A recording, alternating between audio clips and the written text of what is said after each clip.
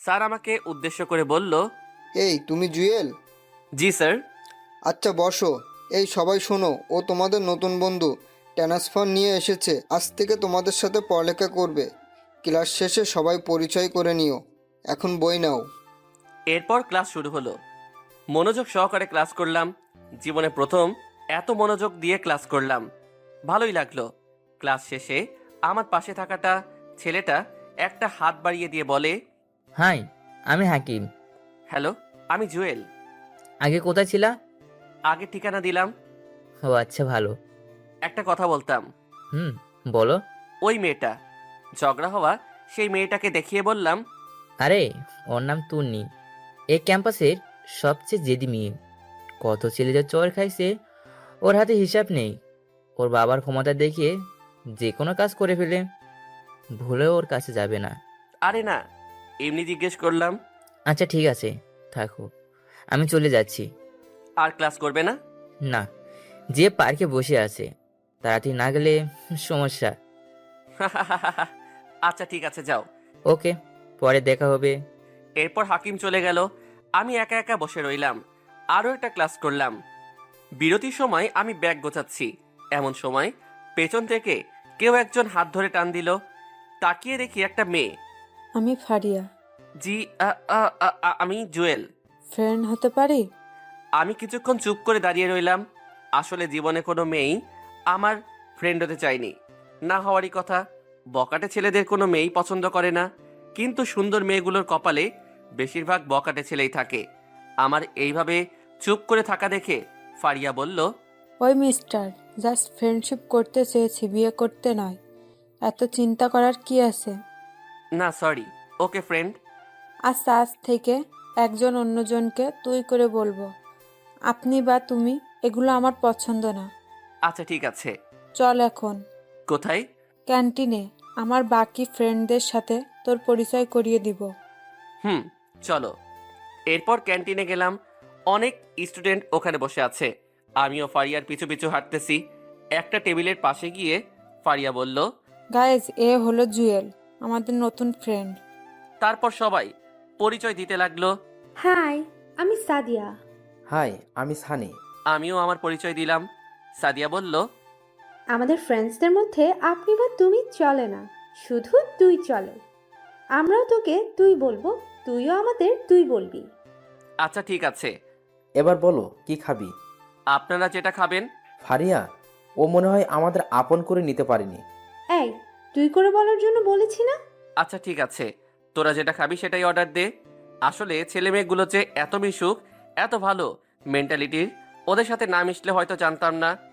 একদিনেই এত আপন করে নিল আমাকে, ভাবতেই ভালো লাগছে। হঠাৎ করে দেখলাম সেই ফালতু মেয়েটা আমার দিকে আসছে। চোখ মুখ লাল হয়ে আছে। আমার কাছে এসে পাশ কেটে চলে গেল। অন্য একটা টেবিলে গিয়ে বসলো। আরো কতগুলো গুন্ডি মেয়ে ওর পাশে গিয়ে বসলো। কিছুক্ষণ ওরা নিজেরা নিজেরা কথা বলতে লাগলো। তারপর পুরো দল আমাদের কাছে আসলো। ওই কান ধর। কান ধরবে মানে? কি করছে ও? ও আমার ফ্রেন্ড ফাহিমাকে চোখ মেরেছে। আমি তো পুরো টাসকি খেয়ে গেলাম। তারপর বললাম, আপনার সমস্যা কি? শুরু থেকেই আমার পিছে লাগছেন। কি? আমি তোর পিছে লাগছি? তোর মতো ছোট লোকের পিছে আমি লাগবো? এই তন্নি, তোর সমস্যা কি? ও আজকেই এই কলেজে আসলো আর তুই আজকেই ওর পিছে লাগছিস? সমস্যা কি তোর? তোরা তো জলে কেন? ও তোর কি হয়? দেখ তন্নি, ও আমাদের ফ্রেন্ড। শুধু ফ্রেন্ড না, বলতে পারিস বেস্ট ফ্রেন্ড। বাহ, প্রথম দিনে বেস্ট ফ্রেন্ড, আর 2 দিন গেলে তো জামাই বানায় ফেলবি। হ্যাঁ, বানাবো। তোর কোনো সমস্যা? যা এখান থেকে। ওই চল সবাই, এই ছোট লোকের বাচ্চাকে পরে বোঝাবো। সবাই চলে গেল। রাগে মাথায় রক্ত উঠে গেল। শালা বারবার ইচ্ছা করছে আগের রূপে 1 ঘন্টার জন্য ফিরে যাই আর দেখিয়ে দেই আমি কি জিনিস, ছোট নাকি অন্য কিছু দেখিয়ে দেই। আমার চুপ থাকা দেখে সাদিয়া বলল, কি রে, তোর সাথে তন্নির আগে কিছু হয়েছে? পুরো ঘটনা বললাম। আচ্ছা বাদ দে, মেয়েটা ফালতু। বাবার ক্ষমতা দেখিয়ে যা ইচ্ছা তাই করে। ওর থেকে দূরে থাকিস। ওই, এগুলো বাদ দে এখন, খেয়ে নে সবাই। তারপর খাওয়া দাওয়া করে বাসায় চলে গেলাম। প্রথম দিন ভালোই কাটছে। যদি তন্নি মেয়েটার সাথে এগুলো না ঘটতো তাহলে আরো ভালো হতো। রাতে শুয়ে শুয়ে ভাবছি অচেনা একটা ছেলের সাথে তন্নি এমন কেন করলো? তবে তন্নি মেয়েটা কিন্তু অনেক সুন্দর। প্রথম দেখায় যে কেউ প্রেমে পড়বে। রাগটা একটু বেশি মনে হয়। এগুলো ভাবতে ভাবতে কখন যে ঘুমিয়ে গেছি মনে নেই। সকালে ঘুম থেকে উঠে টিউশনি করিয়ে কলেজে চলে গেলাম। গেট পার হয়ে একটু ভিতরে গেলাম। গাছতলায় তন্নির অনেকগুলো গুন্ডি ফ্রেন্ডস বসে বসে একটা ছেলেকে র‍্যাগ দিচ্ছে।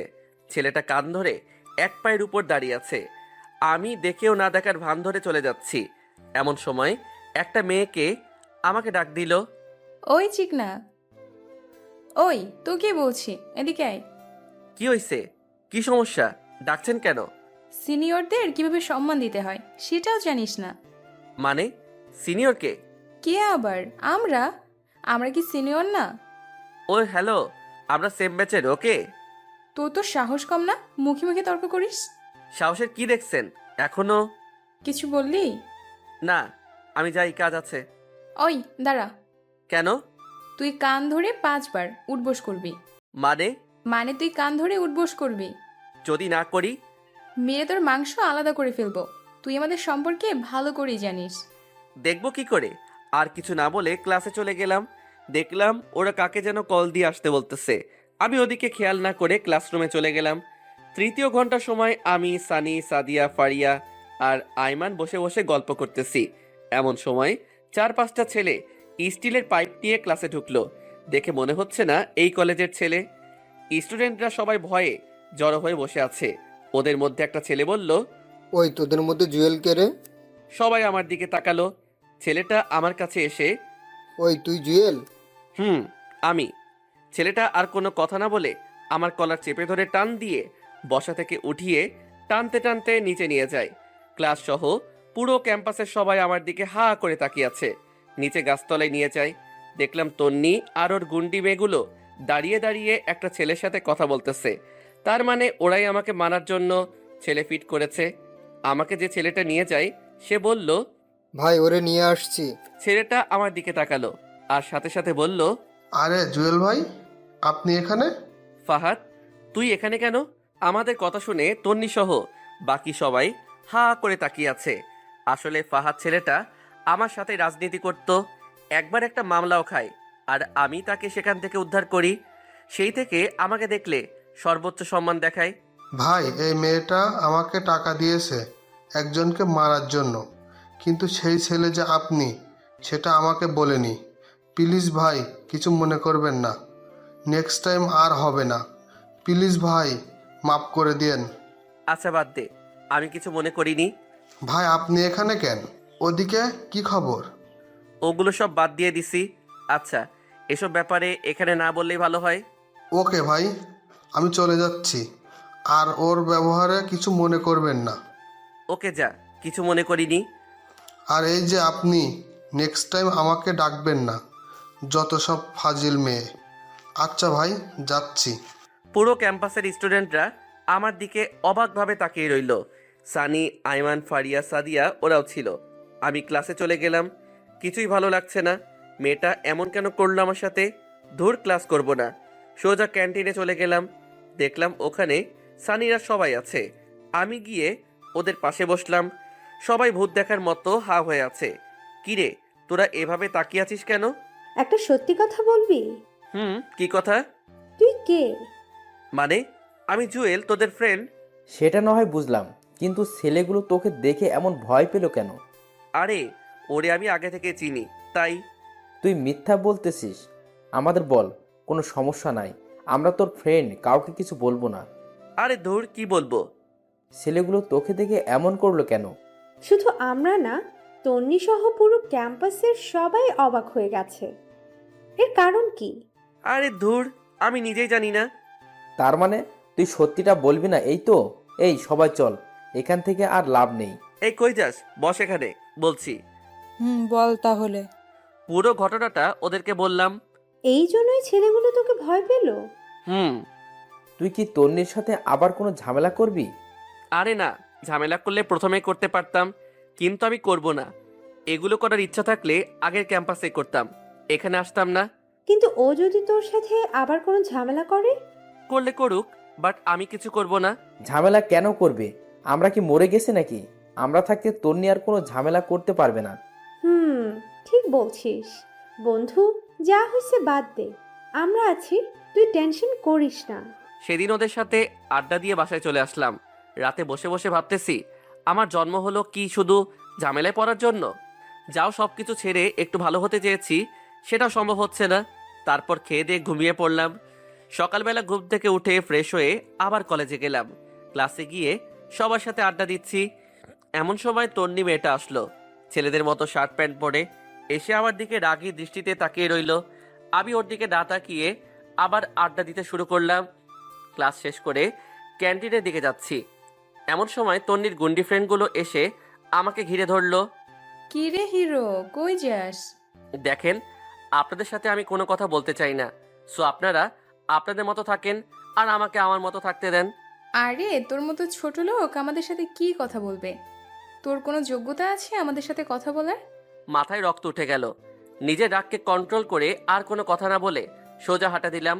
এমন সময় তন্নি অন্য পাশ হতে আমার সামনে এসে দাঁড়ালো। কি রে ছোট লোক, কই যাস? দাঁড়া এখানে। আপনার সমস্যা কি?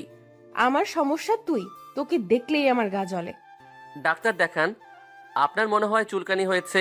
তুই কি ভাবিস কাল ছেলেটার হাত থেকে বেঁচে গেছিস বলে আমিও তোকে ভয় পেয়ে যাব? No, never. তুই শুধু দেখ আমি তোর কি হাল করি। যা পারেন করেন, এখন সরেন সামনে থেকে। তারপর সোজা ক্যান্টিনে চলে গেলাম। সানিদের সাথে আড্ডা দিয়ে বাসার দিকে হাঁটা দিলাম। কিছু দূর যাওয়ার পর একটা ছেলে আমার পিছু নিল। খেয়াল করলাম ছেলেটা আমাকে ফলো করছে। আরেকটু সামনে যাওয়ার পর আরও একটা ছেলে গলির ভিতর থেকে বের হয়ে ওই ছেলেটার সাথে হাঁটতে লাগলো। এভাবে মোট 5 জন ছেলে আমার পিছু নিল। আমি তাড়াতাড়ি হাঁটা শুরু করলাম, ওরাও তাড়াতাড়ি হাঁটা শুরু করলো। একটু পর একটা ছেলে আমাকে পিছন থেকে ডাক দেয়। আমি পিছনে তাকাতেই এভাবে মোট 5 জন ছেলে আমার পিছু নিল। আমি তাড়াতাড়ি হাঁটা শুরু করলাম, ওরাও তাড়াতাড়ি হাঁটা শুরু করলো। একটু পর একটা ছেলে আমাকে পিছন থেকে ডাক দেয়। ওই সাদা শার্ট, দাঁড়া। আমি পিছনে তাকাতেই দেখি প্রথমে সেই ছেলেটা আমাকে ডাক দেয়। জি, আমাকে বলছেন? তো এখানে কি তোর বাপ আছে যে তোর বাপকে ডাক দিব? মাথা পুরা খারাপ হয়ে গেল। ইচ্ছে করছে একটা ঘুষি দিয়ে নাক ফাটিয়ে দেই। রাগকে কন্ট্রোল করে বললাম, বলেন কি বলবেন? তোর কাছে আগুন আছে? জি না, আমি আগুন রাখি না। ওই বেটা, রাখিস না কেন? তুই জানিস না আমাদের আগুন লাগবে? আপনাদের এত আগুনের দরকার হলে নিজেরাই তো সাথে রাখতে পারেন, অন্যের কাছে হাত পাতার কি দরকার? ওই কি রাখবো, কি রাখবো না সেটা কি তোর কাছ থেকে শিখতে হবে? বল, কথা বল। ছেলেটা আমাকে ধাক্কা দিতে লাগলো। কি ব্যাপার, আপনি গায়ে হাত দিচ্ছেন কেন? হাত দিলে কি করবি তুই? পারলে কিছু কর। ছেলেগুলো আমাকে চারপাশে ঘিরে ফেললো। 2টা ছেলে হঠাৎ করে আমার হাত 2টা ধরে ফেললো। বাকি 3 জন ইচ্ছে মতো মারতে শুরু করলো।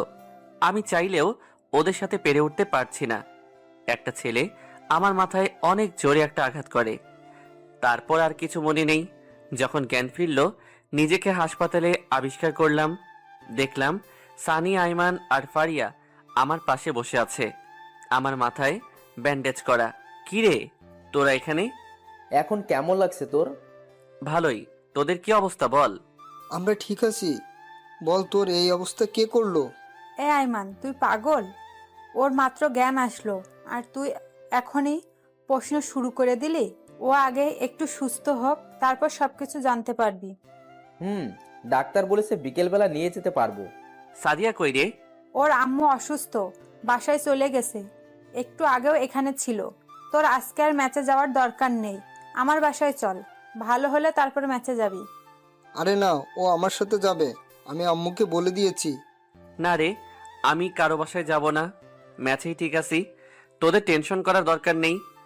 তোরা বরং এখন যা, পারলে বিকেলবেলা আসিস, আর না পারলে আসার দরকার নেই। আমি বাসায় যেতে পারবো। আরে মাথা খারাপ নাকি? তোকে এভাবে রেখে যাব না। এই ফারিয়া, তুই মেয়ে মানুষ, বাসায় বকাঝকা করবে। তুই বরং বাসায় চলে যা, আমরা জুয়েলকে বাসায় নিয়ে এসে তারপর যাব। আচ্ছা ঠিক আছে, কোনো দরকার হলে কল দিস। ওকে, যা তাহলে, কাল ক্যাম্পাসে আসলে দেখা হবে। এরপর ফারিয়া চলে যায়। সানি আর আইমান বিকাল পর্যন্ত আমার সাথে ছিল। বিকালবেলা আবার ম্যাচে ফিরে গেলাম। এখন মোটামুটি ভালো লাগছে। এভাবে প্রায় 1 সপ্তাহ কেটে যায়। সানি আইমান সময় পেলে এসে দেখা করে যায়। ফারিয়া সাদিয়াও কয়েকবার আসছিল, আর নিয়মিত গ্রুপে কথা হয়। 1 সপ্তাহ পর কলেজে যাওয়ার জন্য রেডি হলাম। সানি আর আইমান আমার সাথেই গেল। ভিতরে গেলাম, দেখলাম ফারিয়া আর সাদিয়া আরো অনেকগুলো মেয়ের সাথে আড্ডা দিচ্ছে। আমাদের দেখে এদিকে আসলো।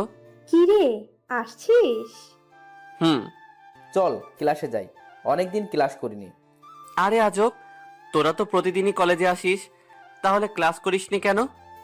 আরে বেটা, তোরে ছাড়া ক্লাস করে কোনো মজা আছে? চল ক্লাসে চল।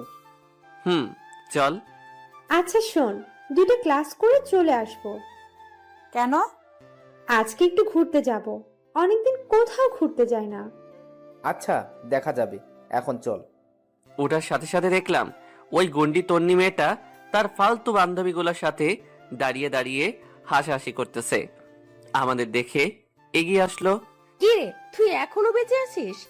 আমি তো ভাবছি সেদিনই মরে গেছিস। ওই, তোর সমস্যা কি রে? তুই ওর সাথে এমন করলি কেন? ভাগ্যিস সেদিন আমরা ছিলাম না, তাহলে দেখতি। তন্নি সাথে সাথে সানির কলা চেপে ধরে তারপর বলে, কি দেখাতি তুই? ডানা গজাইছে তাই না? বেশি পাকনামি করলে আজই টিসি দিয়ে লাথি দিয়ে কলেজ থেকে বের করে দেব। দেখি তোর কোন বাপ আমার কি করতে পারে। এই তোর বাবা কলেজের সভাপতি বলে যা ইচ্ছা তাই করবি নাকি? তুই চুপ থাক, শালা ফালতু। তন্নি, তুই কিন্তু বেশি করে ফেলতেছিস। এই কলেজে আমরাও বেতন দিয়ে পড়ালেখা করি, তোর বাবার টাকায় পড়ি না। সো কথাবার্তা ঠিক করে বলবি। ওই, এই ছোট লোকের বাচ্চার জন্য তোদের এত দরদ কেন? ও ছোট লোক হোক আর যাই হোক, ও আমাদের ফ্রেন্ড। আর ওর বাবা তোর 14 গোষ্ঠীকে কিনতে পারবে। মানে? তোকে এত মানে বোঝাতে পারবো না। জায়গা দে, ক্লাসে যাব। এই শোন, তোরা খুব ভালো করে জানিস আমি কি জিনিস। সো এখনো সময় আছে, ওই ছোট লোকের বাচ্চার সাথে আর মিশবি না। সেটা তোকে জিজ্ঞেস করে আমরা করব না? দেখ তোদের কি হাল করি। একটা তো একটুর জন্য বেঁচে গেল, তোরা কি করে বাঁচিস সেটা আমি খুব ভালো করে দেখব। যা পারিস কর। আমি এতক্ষণ দাঁড়িয়ে দাঁড়িয়ে ওদের কথাগুলো শুনতেছিলাম। ক্লাসে গিয়ে নীরবে বসে রইলাম। কিরে, কি ভাবছিস? আমার জন্মই হয়েছে শুধু ভেজালের মধ্যে পড়ার জন্য মনে হয়। আরে টেনশন করিস না, সব ঠিক হয়ে যাবে। তারপরও তন্নি যদি তোদের কোনো ক্ষতি করে, ওর তো বিশ্বাস নেই। আরে কিছু করতে পারবে না। তারপরও একটু পর স্যার আসলো, এসে প্রি টেস্ট পরীক্ষার কথা জানিয়ে দিয়ে গেল। 1 সপ্তাহ পর পরীক্ষা। স্যার চলে যাওয়ার পর ক্যান্টিনে গিয়ে নাস্তা করে বাসায় চলে আসলাম। বাকিরাও বাসায় চলে যায়। এই 1 সপ্তাহ আর ক্যাম্পাসে যাইনি। যদি তন্নি মেয়েটা কোনো ঝামেলা করে, পরে দেখা যাবেই, পরীক্ষাটাই মিস হয়ে যাবে। তার চেয়ে ভালো কলেজে না যাওয়াটাই উত্তম।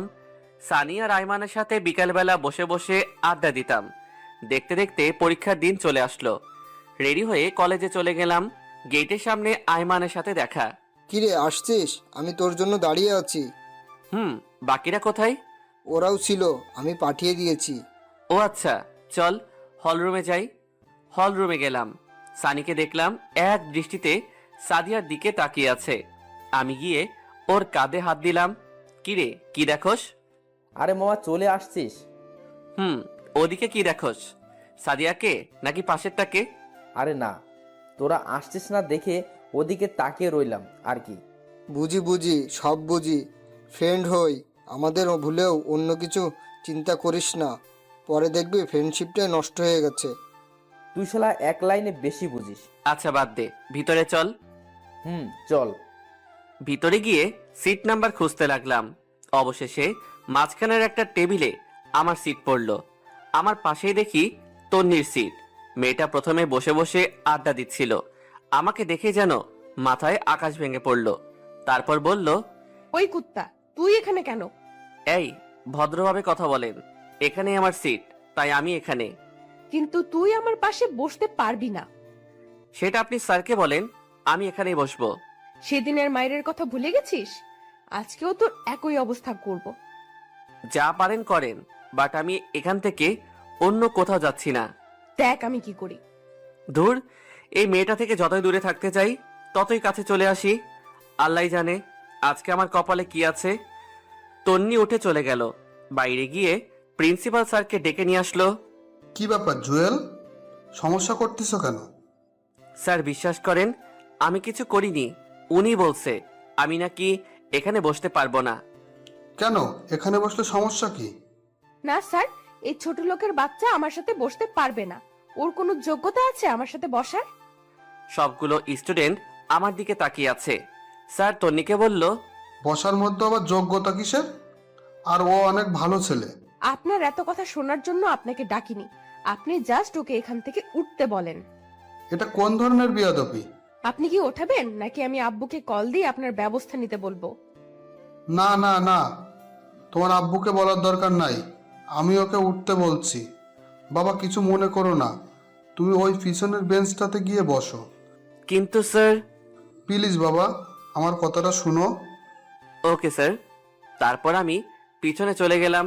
রাগে পুরো শরীর গরম হয়ে গেল। ইচ্ছে করছে আগের রূপে ফিরে যাই আর দেখিয়ে দেই জুয়েল কি জিনিস। মুহূর্তেই বাবার বলা কথাগুলো মনে পড়ে গেল। নিজের রাগকে কন্ট্রোল করে পিছনে গিয়ে বসলাম। পরীক্ষা শুরু হয়ে গেল। প্রশ্ন মোটামুটি কমন পড়েছে, ভালোই লিখলাম। তন্নি নাকি ফার্স্ট গার্ল। আমার টার্গেট তন্নিকে যেভাবেই হোক পিছাতে হবে।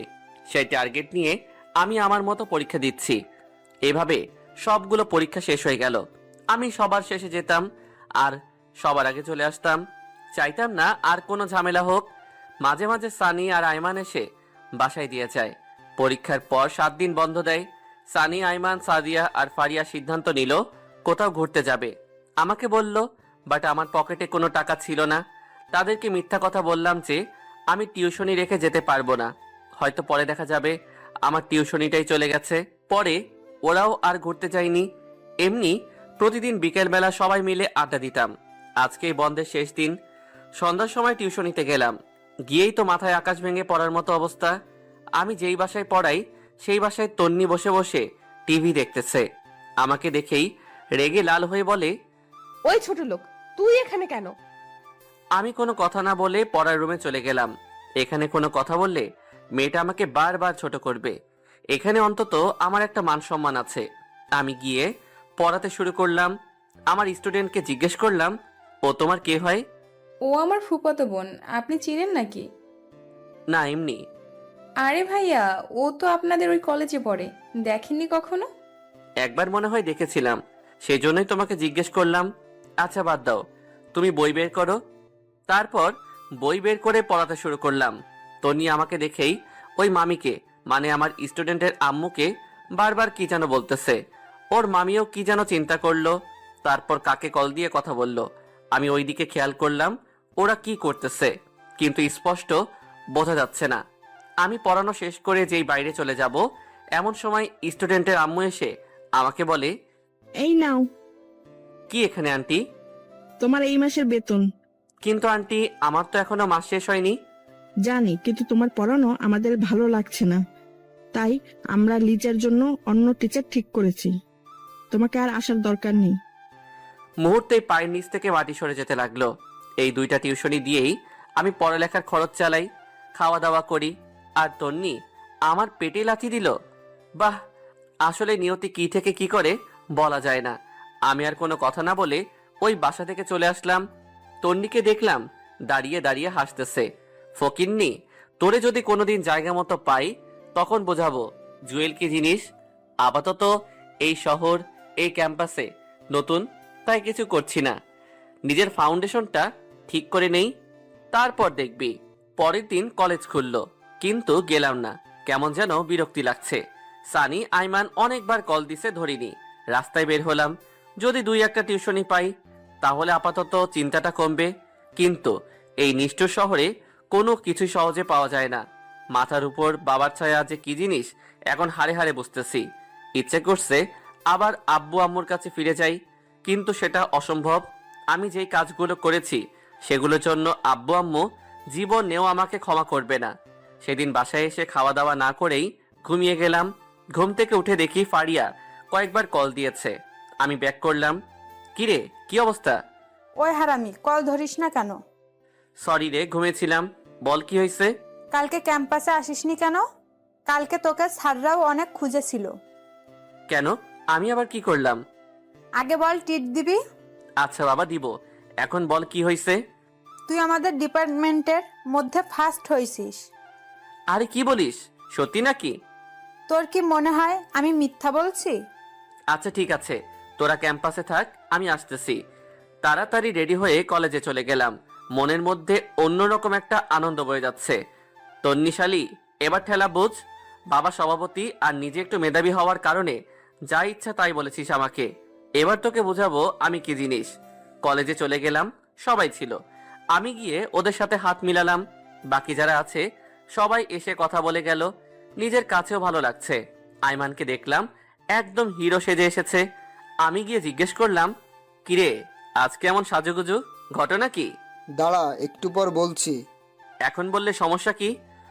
সাদিয়া আর ফারিয়া চলে যাক। ওরা সহজে যাবে না, তুই বরং এক কাজ কর, পুকুর পাড়ে চলে যা, আমি সানিকে নিয়ে আসতেছি। ওকে। এবার বল কি হয়েছে? কিভাবে যে বলি। ওই শালা, আমরা কি তোর শ্বশুর লাগি যে লজ্জা পাচ্ছিস? বল কি বলবি। দোস্ত, সাদিয়াকে আমি ভালোবাসি, একটু সিস্টেম করে দে না। কোন সাদিয়া? আমাদের বন্ধু সাদিয়া। কি, তুই আর মেয়ে পেলি না? আরে কি করব বল, সেই প্রথম থেকেই ওরে ভালোবাসি, কিন্তু বলতে পারছি না। যদি ফ্রেন্ডশিপ নষ্ট করে দেয় তাই। তোরা না করলে কে করবে বল? আচ্ছা, টেনশন করার দরকার নেই, দেখি কি করা যায়। আজকে বলে দে। শালা পাগল হয়ে গেছে। আরে আজকে না, সময় করে।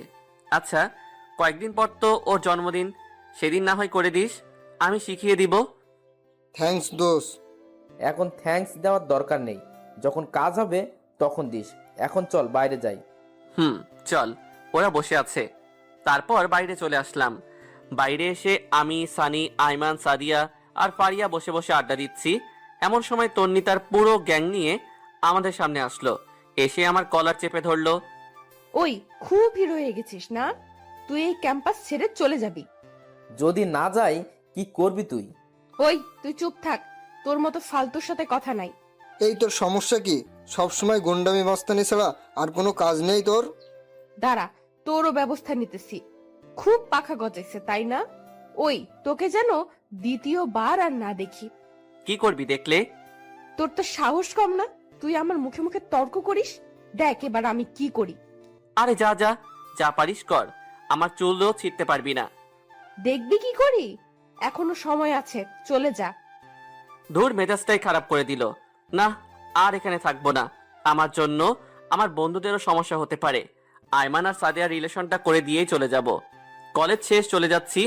এমন সময় একটা ছেলে আমাকে পিছন থেকে ডাক দেয়। তাকাতেই দেখি কি, সেদিনের সেই ছেলেটা যে প্রথম আমার গায়ে হাত দিয়েছিল। কি ভাই, সমস্যা কি আপনার?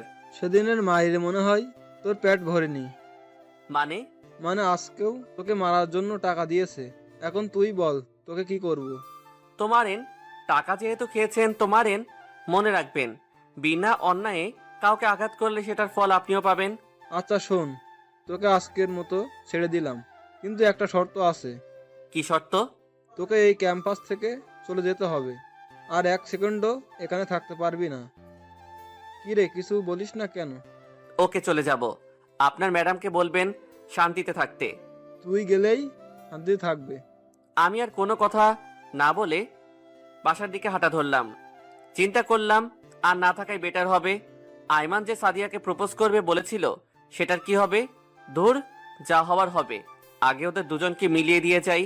কিন্তু সাদিয়ার বার্থডে তো আরো কয়েকদিন পর।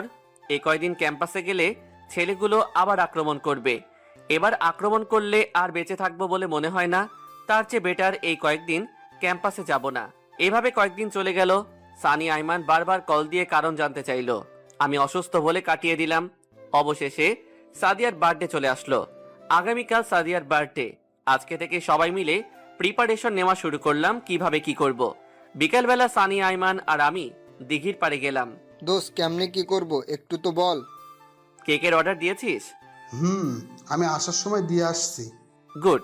কেকের মধ্যে একটা রিং লুকানো থাকবে। আমরা তিনজন ছাড়া আর কেউই যেন না জানে। অনুষ্ঠান করবি কোথায়? সিজলা রেস্টুরেন্টে করলে কেমন হয়? আরে না, ক্যাম্পাসে করব। ফারিয়াকে বলে দিব আমার ডিপার্টমেন্টের সবগুলো মেয়েকে নিয়ে আসার জন্য। ক্যাম্পাসের কোথায় করবি? আমাদের ক্লাসেই। ক্লাস শুরু হওয়ার আগে আমরা আমাদের সবগুলো কাজ সেরে ফেলবো। আচ্ছা, ও প্রপোজ কিভাবে করবে? বলছি, আইমান শোন, বল। এই স্টাইলে প্রপোজ করবি। একটা কাব্য মুখস্থ করতে বললাম। আচ্ছা, সাদিয়া যদি রাজি না হয়? সেটা পরে দেখা যাবে, আগে প্রপোজ তো কর। আমরা আছি, টেনশন করিস না। আশা করি অ্যাকসেপ্ট করবে। দোয়া কর দোষ। আচ্ছা, এখন কিছু কেনাকাটা করতে হবে। কি কি কিনবি? আগে বাজারে চল, তারপর না হয় দেখা যাবে। ওকে চল। আচ্ছা, আরেকটা কথা, কি? কালকে কি শার্ট প্যান্ট পরবো নাকি কোট টাই? কালকে পাঞ্জাবি পরবি। তাহলে তোরাও পরিস। সেটা পরে দেখা যাবে। পরে না, চল আমরা সেম কালারের পাঞ্জাবি কিনে নিই, কালকেই পরবো। আচ্ছা ঠিক আছে। এরপর তিনজনে মিলে অনেক কেনাকাটা করলাম। জন্মদিনের যতগুলো আইটেম আছে তার চেয়ে একটু বেশি কিনলাম। সবগুলো কেনাকাটা শেষ। এমন জন্মদিন আমি এর আগে কখনো পালন করিনি। যাই হোক, রাত অনেক হয়ে গেছে। সকালে তাড়াতাড়ি ক্যাম্পাসে যেতে হবে, তাই ঘুমিয়ে গেলাম। সকালবেলা তাড়াতাড়ি ঘুম থেকে উঠে সানির বাসার সামনে চলে গেলাম। আমি আর সানি তাড়াতাড়ি করে ক্লাসে গেলাম। যাওয়ার সময় সবগুলো জিনিস সাথে করে নিয়ে গেলাম। গিয়ে আমরা দুজনে ক্লাসরুম সাজাতে শুরু করলাম। সানি বলল, এই ফারিয়াকে একটা কল দিব? কেন? ফারিয়াকে না ডাকলে হয়তো মনে কষ্ট নিবে, সাদিয়াকে ডাকার দরকার। আচ্ছা ঠিক আছে, কল দে। সানি ফারিয়াকে কল দিল। হ্যালো ফারিয়া, কই তুই? আমি তো বাসায়। কেন, কি হয়েছে? আরে ফকিন্নির বাসায় কি করিস? আজকে যে সাদিয়ার বার্থডে, ভুলে গেছিস? ও শিট, আমার তো মনেই ছিল না। তোরা কোথায়? আমরা ক্লাসে আছি, তাড়াতাড়ি আয়। ওকে, আমি সাদিয়াকে নিয়ে আসছি। আরে ওকে নিয়ে আসার দরকার নেই, ওকে নিয়ে আসলে তো আমাদের সব প্ল্যান জ্বলে যাবে। তাও ঠিক। আচ্ছা, তোরা থাক, আমি আসছি। তাড়াতাড়ি। ফারিয়া আসতে আসতে আমি আর সানি সবকিছু রেডি করে ফেললাম। একটু পর ফারিয়া আসলো। কি রে, এত কিছু কখন করলি? পরে শুনিস। এখন একটা কাজ কর। কি কাজ? সাদিয়া আসছে কিনা দেখ। যদি আসে তাহলে ক্লাসে আসতে দিস না। আমাদের এখনো অল্প একটু কাজ বাকি আছে। আচ্ছা ঠিক আছে। তো দাঁড়িয়ে আছিস কেন? যা বাইরে গিয়ে দেখ। এই, তুই আইমানকে একটা কল দে তো। ওয়েট দিতেছি। সানি কল দিল। কি ব্যাপার দুলা ভাই, কই আপনি? আরে বেটা, এমনি বলিস কেন? শরম লাগে তো। তোর শরমের গুষ্টি কিলাই, তাড়াতাড়ি আয়। এই তো আমি গেটের সামনে আসি, 2 মিনিট ওয়েট কর, আসছি। তাড়াতাড়ি আয়। একটু পর আইমানও চলে আসলো। আমাদেরও সবকিছু রেডি। বাহ, এত সুন্দর লাগছে ক্লাসরুমটা দেখেই শরীরে একটা ভাব চলে আসলো। বন্ধু, আমার তো শরীর কাঁপতেছে। কেন? কিভাবে যে প্রপোজ করব, আগে কখনো কাউকে করিনি তো, তাও এইরকম একটা সুন্দর পরিবেশে। কবিতাটা মুখস্থ করছিস? হুম, ওটা মনে মনে রিভিশন দে। দিতেছি তো। কথা বলতেছি এমন সময় ফারিয়া কল দিল। হ্যালো জুয়েল। বল। সাদিয়া তো আসছে, এখন কি করব? আচ্ছা নিচে দাঁড়া, আমি আসতেছি। তাড়াতাড়ি আয়। এরপর আমি চলে গেলাম। যাওয়ার সময় সানিকে বললাম সবগুলো ফ্রেন্ডকে ক্লাসে ডেকে নিয়ে আসতে। এরপর আমি নিচে চলে গেলাম। গিয়ে দেখি ফারিয়া আর সাদিয়া দাঁড়িয়ে দাঁড়িয়ে কথা বলতেছে। আমি যাওয়ার পর, কিরে, তোর আবার কি হয়েছে? কেন, আমার আবার কি হবে? নীল পাঞ্জাবে গায়ে দিয়ে আসলি, ঘটনা কি? আরে কিসের ঘটনা, এমনি একটা কারণ আছে। তো কারণটা কি আমরা জানতে পারি না? ওই সব জানতে পারবি, এখন ক্লাসে চল। ওকে চল। ওই দাঁড়া। আবার কি হলো? আমি কোনো কথা না বলে ওর চোখগুলো আড়াল করে ধরলাম। কিরে, চোখ ধরেছিস কেন? তোর জন্য একটা সারপ্রাইজ আছে, এখন হাঁটতে থাক। আমি সাদিয়া চোখগুলো ধরে ক্লাসে নিয়ে যাচ্ছি, আর পুরো ক্যাম্পাসের সবাই আমাদের দিকে হা করে তাকিয়ে আছে। আমার এমন কর্মকাণ্ড দেখে সবাই আমাদের পিছন পিছন আসতে লাগলো। যাই হোক, অবশেষে ক্লাসে নিয়ে গেলাম। ক্লাসেও অনেকগুলো বন্ধু ছিল। আমি ক্লাসে নিয়ে গিয়ে ওর চোখ খুলে দিলাম আর বললাম সারপ্রাইজ। সবাই একসাথে বলে উঠলো হ্যাপি বার্থডে। আমিও বললাম happy birthday Sadia, happy birthday to you. Sadia এমন কাণ্ড দেখে অবাক হয়ে যায় আর সাথে সাথেই আমাকে জড়িয়ে ধরে। সাদিয়া যখন আমাকে জড়িয়ে ধরে, বেচারা আইমান এক বুক মনে কষ্ট নিয়ে আমার দিকে তাকায়। মনে মনে বললাম শালা, সারা জীবন তোকে জড়িয়ে ধরবে। তারপর আমি বললাম যা কেকটা কাট। সাদিয়া কেক কাটতে গেল। সানি কয়েকজন বন্ধুর হাতে অনেকগুলো বাজি দিয়ে দিল। সবাই বাজি ফাটাইতেছে, আবার অনেকে স্প্রে মারতেছে। এসব কাণ্ড দেখে ফারিয়াও অবাক হয়ে গেল। সাদিয়া মোমবাতি নিভালো, সবাই একসাথে উইশ করলাম। যখন সে কেক কাটবে তখনই কেকের ভিতর থেকে একটা রিং বের হয়। রিং দেখে সাদিয়া আরো বেশি অবাক হয়ে যায়। আমি আইমানকে ইশারা দিলাম এবার তার কাজ সেরে ফেলতে। আইমান আস্তে আস্তে সাদিয়ার সামনে গেল, রিংটা হাতে নিয়ে ফিল্মি স্টাইলে হাঁটু গেড়ে বসে আমি যে বাক্যটা শিখিয়ে দিয়েছিলাম সেটা বলতে লাগলো। দেখছি যেদিন প্রথম তোমায় দিয়েছি এই মন, এক জীবনে ভালোবেসে ভরবে না তো মন। ধরবে কি আমায় হাত সারা জীবনের জন্য, বুঝবে কি আমার এ মন একটিবারের জন্য। যদি ধরো এই হাত, কথা দিলাম পুরো পৃথিবী ছেড়ে দিব, তবুও তোমার হাত ছাড়বো না। সাদিয়া, আমি তোমাকে ভালোবাসি, নিজের চাইতেও বেশি ভালোবাসি। আমি সারা জীবন তোর সাথেই কাটাতে চাই। I love you Sadia. কথাগুলো বলে আইমান নিচের দিকে তাকিয়ে আছে। ডান হাতে রিংটি বাড়িয়ে দিয়ে সাদিয়ার গলা শুকিয়ে গেল মনে হয়, বারবার এদিক ওদিক তাকাচ্ছে। আমার দিকে তাকাতেই আমি ইশারায় অ্যাকসেপ্ট করতে বললাম, সানিও বলল। এরপর ফারিয়ার দিকে তাকালো, সেও কিছুক্ষণ চুপ থেকে তারপর হ্যাঁ সূচক মাথা নাড়ালো।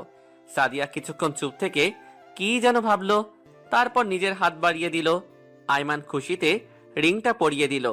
ক্লাসের সকল বন্ধু একসাথে তালি বাজাতে শুরু করলো। এরপর কেক কাটলো, আমরা একে অন্যকে খাইয়ে দিলাম। পরে একজন অন্যজনের মুখে কেক মেখে দিলাম। তারপর সবাই মিলে ছবি তুলতে লাগলাম। এমন সময় তন্নি মেয়েটা ক্লাসে আসলো। এসব কর্মকাণ্ড দেখেই রাগে লাল হয়ে গেল, আমার দিকে বড় বড় চোখ তুলে তাকাতে লাগলো। দেখে মনে হচ্ছে আমি তার অনেক সম্পদ লুট করে নিয়ে আসছি। তারপর কি যেন চিন্তা করে আবার ক্লাসের বাইরে চলে গেল। তন্নিকে দেখে আমারও কেমন যেন একটা টেনশন চলে আসলো। আল্লাহই জানে আজকে আবার কি করে। যাই হোক, সবকিছু শেষ করে আমরা সবাই কলেজ থেকে বের হয়ে গেটের সামনে গেলাম। দেখলাম একটা পুলিশের গাড়ি। আমরা গেটটা পার হয়ে বাইরে আসতেই একটা পুলিশ আমার কলার চেপে ধরে বলল, এই, তোর নাম জুয়েল? জি। চল তাহলে। কোথায়? শ্বশুর বাড়ি। আমার অপরাধ? বাহ, শ্বশুর বাড়ি কি জিনিস তাহলে বুঝে গেছিস। অপরাধ কি সেটাই থানায় গেলেই বুঝতে পারবি। স্যার, আপনি ওকে বিনা কারণে নিয়ে যেতে পারেন না, আগে কারণটা তো বলে যাবেন। ওই, তোরা চুপ থাক, তোদেরও অবস্থা নিচ্ছি, তার আগে এই হালারে একটু দেখে নি।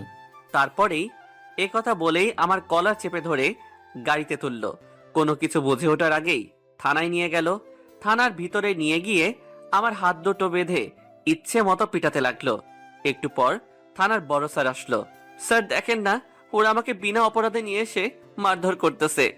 কেন, ইপটিজিং করার সময় এ কথা মনে ছিল না? মানে? আছে আমার তুলসী পাতায়, এখন সবকিছু জেনেও না জানার ভান ধরতেছে। স্যার আমি সত্যি বলছি, আমি কিছু করিনি। চুপ কর, তুই জায়েদ সাহেবের মেয়ের সাথে ইপটিজিং করিসনি? আজকে সকালে তো ওর গায়ে হাত দিয়েছিস, ও তোর নামে মামলা করে গেছে। তার উপর জায়েদ সাহেবও রেগে আগুন। স্যার বিশ্বাস করেন, আমি কিছুই করিনি, ও মিথ্যা বলেছে। আমরা কচি খোকায় কিছুই বুঝি না। এত ছেলে থাকতে তোর নামে কেন বিচার দিল? নিশ্চয় তোর ভিতর কোনো ঘাবলা আছে। স্যার আমি সত্যি বলছি। চুপ কর শালা, এই কনস্টেবলের হাত পা বেঁধে ইচ্ছা মতো পিটাও, ওর মুখ দিয়ে সত্যি কথা বের করে ছাড়বে। Okay sir. তারপর দুইটা পুলিশ এসে আমাকে বেঁধে পিটাইতে শুরু করলো। এতবার বলছি আমি কিছু করিনি, তবুও কেউ আমার কথা শুনলো না। মায়ের খেয়ে মুখ দিয়ে রক্ত বের হতে শুরু করলো। আমার এমন অবস্থা হয়েছে যে ঠিক করে দাঁড়াতেও পারছি না। এভাবে 3 দিন চলে গেল। এই 3 দিন অনেকবার আমাকে বলাতে চেয়েছিল যে আমি ইফটিজিং করেছি, বাট আমি স্বীকার করিনি। পরের দিন সকালবেলা সানি আর আইমান একটা উকিল সাথে করে নিয়ে আসলো। তারপর জামিন নিয়ে আমাকে বের করলো। কিরে, তোর এই অবস্থা কেন? এই বেটা মূর্খ, এখন এগুলো বলার সময় আছে? ওরে ডাক্তার দেখাতে হবে, চল। আচ্ছা ঠিক আছে। তারপর ডাক্তার দেখিয়ে বের হলাম। সানিয়া রাইমান আমার সাথে আমার বাসায় আসলো। কি হয়েছে এবার বল। তন্নি আমার নামে মামলা দিছে। কেন, কিসের মামলা? আমি নাকি ওরে ইফটিজিং করছি। আর সেদিন সকালে ও কান্না করতে করতে থানায় নালিশ করে আসছে। তার উপর ওর বাবার কানেও গেছে যে আমি ওরে ডিস্টার্ব করি। তো তুই কিছু বলিসনি? বলেছি অনেকবার, বাট কেউ বিশ্বাস করতে চায়নি। তো এখন কি করবি, কিছু চিন্তা করেছিস? অন্য কোথাও ট্রান্সফার নিয়ে চলে যাব। মানে কি, অন্য কোথাও যাবি কেন? এখানে থাকলে তোদেরও প্রবলেম হবে, সো না থাকাটাই বেটার হবে। আমরাও তাহলে ট্রান্সফার নিয়ে নেব। আরে ধুর, তোরা কেন নিবি? আচ্ছা বাদ দে, ফারিয়া সাদিয়া কেমন আছে? আছে ভালোই। আমার ব্যাপারে কিছু বলেছিস? সব জানে, আমি বলেছি। তুই তো এখন শালা বলবি, এখন গব হয়ে গেছে। সব কথা শেয়ার না করলে তো তোর ভাত হজম হবে না। এই ফালতু কথা কম বল, ওরা আমাদের ফ্রেন্ড, ওদেরকে না বললে কাকে বলবো? আচ্ছা বাদ দে তো। তুই এক কাজ কর, আমাদের বাসায় চল, কিছুদিন থেকে রেস্ট নিবি, তারপর এখানে আসিস। না, আমি এখানে ঠিক আছি। আচ্ছা এখন যাই, বিকেলে আসবো। ওকে যা। এরপর ওরা চলে গেল। আমি মেডিসিন খেয়ে ঘুমিয়ে গেলাম। পুরো শরীর ব্যথা করতেছে। বিকালবেলা ওরা সবাই আসলো। ফারিয়া সাদিয়াও আসলো। সবাই মিলে আড্ডা দিলাম। এরপর যে যার মতো চলে গেল। আম্মুর কথা মনে পড়ল। আজকে যদি নিজের বাসায় থাকতাম হয়তো এতটা একা লাগতো না। এভাবে কিছুদিন চলে গেল। আমিও মোটামুটি সুস্থ, সব কিছুই করি, বাট কলেজে যাই না। ট্রান্সফার নিব করে নেওয়াই হচ্ছে না। পরের দিন কলেজে যাচ্ছি ট্রান্সফারের ব্যাপারে কথা বলতে। রাস্তায় বের হয়ে হাঁটতেছি, এমন সময় তন্নি একটা বাইক নিয়ে আমার সামনে এসে ব্রেক করলো। কে তুই এখনো বেঁচে আছিস? কলেজ শালা, এই দুনিয়াতে কারো বিশ্বাস নাই। পুলিশকে এত সুন্দর করে সব বুঝিয়ে বললাম, তারপরেও তোকে ছেড়ে দিল। যাই হোক, এখন কোথায় যাচ্ছিস? কলেজে। কি, তোকে না বলেছি ক্যাম্পাসের কাছেও না আসতে, তারপরও তুই কলেজে যাইতেছিস? কলেজ কি আপনার একার নাকি? তুই মুখে মুখে তর্ক করিস আবার। দাঁড়া দেখ আজকে তোর কি হাল করি, শালা ছোট লোকের বাচ্চা। মুহূর্তেই মাথায় রক্ত উঠে গেল। এই, তুই কোন জমিদারের মেয়ে? যত সব ফালতু বখাটে, লজ্জা করে না তোর ছেলেদের পিছনে লাগতে? তোর সাহস তো কম না, তুই আমাকে ফালতু বলিস, আবার বখাটেও বলিস। দেখ এখন বখাটে কি করে। এই কথা বলে ঠাস করে একটা বসিয়ে দেয়। তারপর আবার বলে, তুই শুধু একবার কলেজে আয়, তারপর দেখ আমি তোর কি হাল করি। এ কথা বলেই বাইকে স্টার্ট দিয়ে টান দিল। আমি আবুলের মতো গালে হাত দিয়ে ওর চলে যাওয়ার দিকে তাকিয়ে রইলাম। ও এত জোরে বাইক চালাচ্ছে দেখে আমার নিজেরই শরীর কাঁপতেছে। একটু পর যা দেখলাম তাতেই আমার পুরো শরীর স্তব্ধ হয়ে যায়। তন্নি একটা বাসকে ওভারটেক করতে গিয়ে অন্য একটা বাসের সাথে ধাক্কা খেয়ে পড়ে যায়। রাস্তায় অনেক গড়াগড়ি খায়। আমি কিছুক্ষণ স্বপ্ন দেখার মতো দাঁড়িয়ে রইলাম। তারপর দৌড় দিয়ে সেখানে গেলাম। তন্নির মাথা ফেটে রক্ত বের হচ্ছে। বাম হাত ও বাম পায়ে অনেক আঘাত খেয়েছে মনে হয়। বাম পায়ের দুইটা আঙ্গুল ভেঙে উল্টে গেছে। সাথে সাথে অনেক মানুষ সেখানে জড়ো হয়ে যায়। তারপর ওরে কোলে নিয়ে একটা সিএনজি ডেকে নিয়ে তাড়াতাড়ি হাসপাতালে নিয়ে গেলাম। মাথা থেকে প্রচুর রক্ত বের হচ্ছে। রক্ত বন্ধ হচ্ছে না দেখে আমি আমার শার্টটা খুলে ওর মাথায় বেঁধে দিলাম। তাড়াতাড়ি করে হাসপাতালে নিয়ে গেলাম। ইমার্জেন্সিতে পাঠিয়ে দিলাম। আমার নিজেরও কেন জানি খারাপ লাগতেছে। হয়তো আমার জন্য এসব হয়েছে। আমার সাথে রাগারাগি করে হয়তো ওর মেজাজ খারাপ হয়ে গেছে, সেই জন্য স্পিডে বাইক চালাইছে, তাই এই অ্যাক্সিডেন্টটা করছে। বসে বসে ভাবতেছি। একটু পর একটা ডাক্তার রুম থেকে বের হলো। রুগী আপনার কি হয়? জি, ও আমার ফ্রেন্ড। ওর ফ্যামিলির কাউকে কল দিয়ে আসতে বলেন, দরকার আছে। তেমন কাউকে তো আমি চিনি না। কি দরকার আপনি আমাকে বলেন। ওনার অনেক রক্তক্ষরণ হয়েছে, ইমার্জেন্সি রক্ত লাগবে। ওকে আমি দিব। আপনার এক ব্যাগে কিছু হবে না, কমপক্ষে 3 ব্যাগ লাগবে। আচ্ছা দাঁড়ান, আমি দেখি কি করা যায়। তাড়াতাড়ি করেন। এরপর আমি আইমানকে কল দিলাম। হ্যালো দোস্ত, কই তুই? এই তো বাসায়, রেডি হচ্ছি, কলেজে যাব। দোস্ত তাড়াতাড়ি করে সানিকে নিয়ে আলকেমি হাসপাতালে আয়। কেন, কি হয়েছে? তোর কিছু হয়নি তো? আরে না, আমি ঠিক আছি। তোরা 10 মিনিটের মধ্যে আয়। ওকে আসতেছি, তুই বাইরে দাঁড়া। ওকে, তাড়াতাড়ি আয়। অনেকক্ষণ পর সানি আর আইমান আসলো। কিরে এত দেরি কেন? আরে রাস্তায় জ্যাম ছিল। এখন বল কি হয়েছে? বলার সময় নাই, তাড়াতাড়ি ভিতরে চল, রক্ত দিতে হবে। কাকে রক্ত দিতে হবে? পরে বলছি, আগে চল। এরপর ভিতরে গিয়ে ডাক্তারের সাথে কথা বলে 3 জনই রক্ত দিলাম। তন্নির রক্তের গ্রুপ AB পজিটিভ, যার কারণে সহজে আমাদের সবার রক্ত গ্রহণ করতে পেরেছে। রক্ত দিয়ে বাইরে এসে বসলাম। এবার বল রক্ত কার জন্য? তন্নির জন্য। মানে? পুরো ঘটনা ওদের সাথে শেয়ার করলাম। তুই ওকে বাঁচালি কেন? তোর মনে নাই ও তোর সাথে কি কি করেছে? তুই আমার জায়গায় থাকলে কি করতি? দেখ, ও আমার সাথে অন্যায় করেছে, আমিও জানি। আমারও অনেক ইচ্ছা ছিল ওরে একটা শিক্ষা দিতে, কিন্তু উপরওয়ালা যে এত বড় শাস্তি দিবে আমি কল্পনাও করিনি। আচ্ছা বাদ দে, তুই যে ওরে হাসপাতালে নিয়ে আসছিস সে কি জানে? না, আর জানা দরকারও নেই। তোরাও কিছু বলিস না। না বললে সে ভাববে সে নিজে থেকেই বেঁচে গেছে। ভাবুক, আমরা যে রক্ত দিয়েছি সেটাও বলার দরকার নেই। ওর জ্ঞান ফিরে আসার আগেই আমরা এখান থেকে চলে যাব। কিন্তু ওকে একটা শিক্ষা দেওয়া উচিত। আচ্ছা, 1 মিনিট, তো শার্ট কই? তন্নির মাথা বেঁধে দিয়েছিলাম, এখন মনে হয় কেবিনে। তো এখন কি করবি? ওর জ্ঞান আসা পর্যন্ত থাক, দেখি না কি হয়, যদি কিছু লাগে। এখান থেকে কেটে পড়। কেন? পিছনে দেখ। পিছনে তাকিয়ে দেখি তন্নির গুন্ডি ফ্রেন্ডসগুলো সবাই আসতেছে। আমরা যেই উঠে চলে যাব তখনই লিজা মেয়েটা ডাক দেয়। তন্নির অনুপস্থিতিতে লিজাই লিডারের দায়িত্ব পালন করে। ওই দাঁড়া। সবাই দাঁড়ালাম। তোদের লজ্জা করে না? মেয়েটা অ্যাক্সিডেন্ট করেছে শুনে হাসপাতালে এসে ওকে মারার চেষ্টা করছিস। সানি রেগে কিছু একটা বলতে যাবে, এমন সময় আমি ইশারায় না করে দিলাম। তারপর লিজা মেয়েটা আবার বলে, তোকে না সেদিন পুলিশ এত মারলো, তারপরে তোর লজ্জা শরম নাই? একবার শুধু তন্নি ভালো হোক, তারপর দেখি তোদের পুরো টিমের কি হাল করি। চিল্লা চিল্লি শুনে একটা ডাক্তার ভিতর থেকে আসলো। কি ব্যাপার, এত চিল্লাচিল্লি করছেন কেন? দেখেন না, ওরা মেয়েটাকে অসুস্থ শুনে মেয়েটাকে মেরে ফেলার জন্য এখানে এসেছে। আপনি প্লিজ পুলিশকে কল দিয়ে ওদেরকে নিয়ে যেতে বলেন। চুপ থাকেন, ওরাই আপনার ফ্রেন্ডকে এখানে নিয়ে আসছে আর রক্ত দিয়েছে। কোনো কিছু না জেনে বেড বিহেভ করবেন না। লিজা মাথা নিচু করে দাঁড়িয়ে থাকে। তারপর আমরা আর কোনো কথা না বলে হাসপাতাল থেকে চলে আসলাম। ভাবছিলাম তন্নির বাবাকে গিয়ে বলবো, এখন যেহেতু ওর বান্ধবীরা আসছে ওরাই বলবে, আমাদের আর না বলাই ভালো হবে।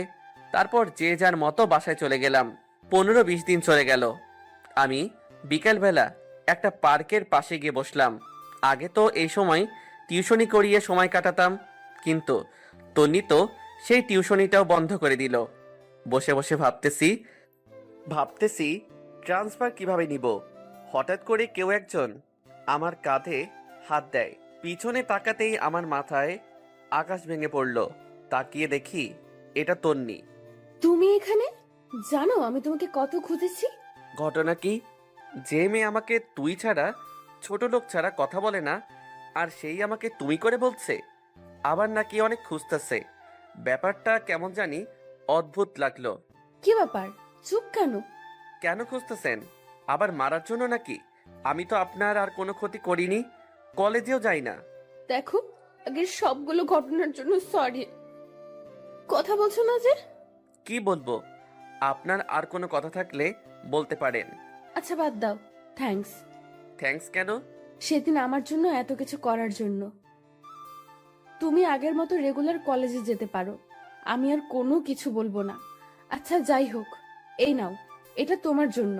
কি এখানে? সেদিন তুমি তোমার শার্টটা দিয়ে আমার মাথা বেঁধে দিয়েছিলে, রক্তে পুরো শার্ট লাল হয়ে গেছে।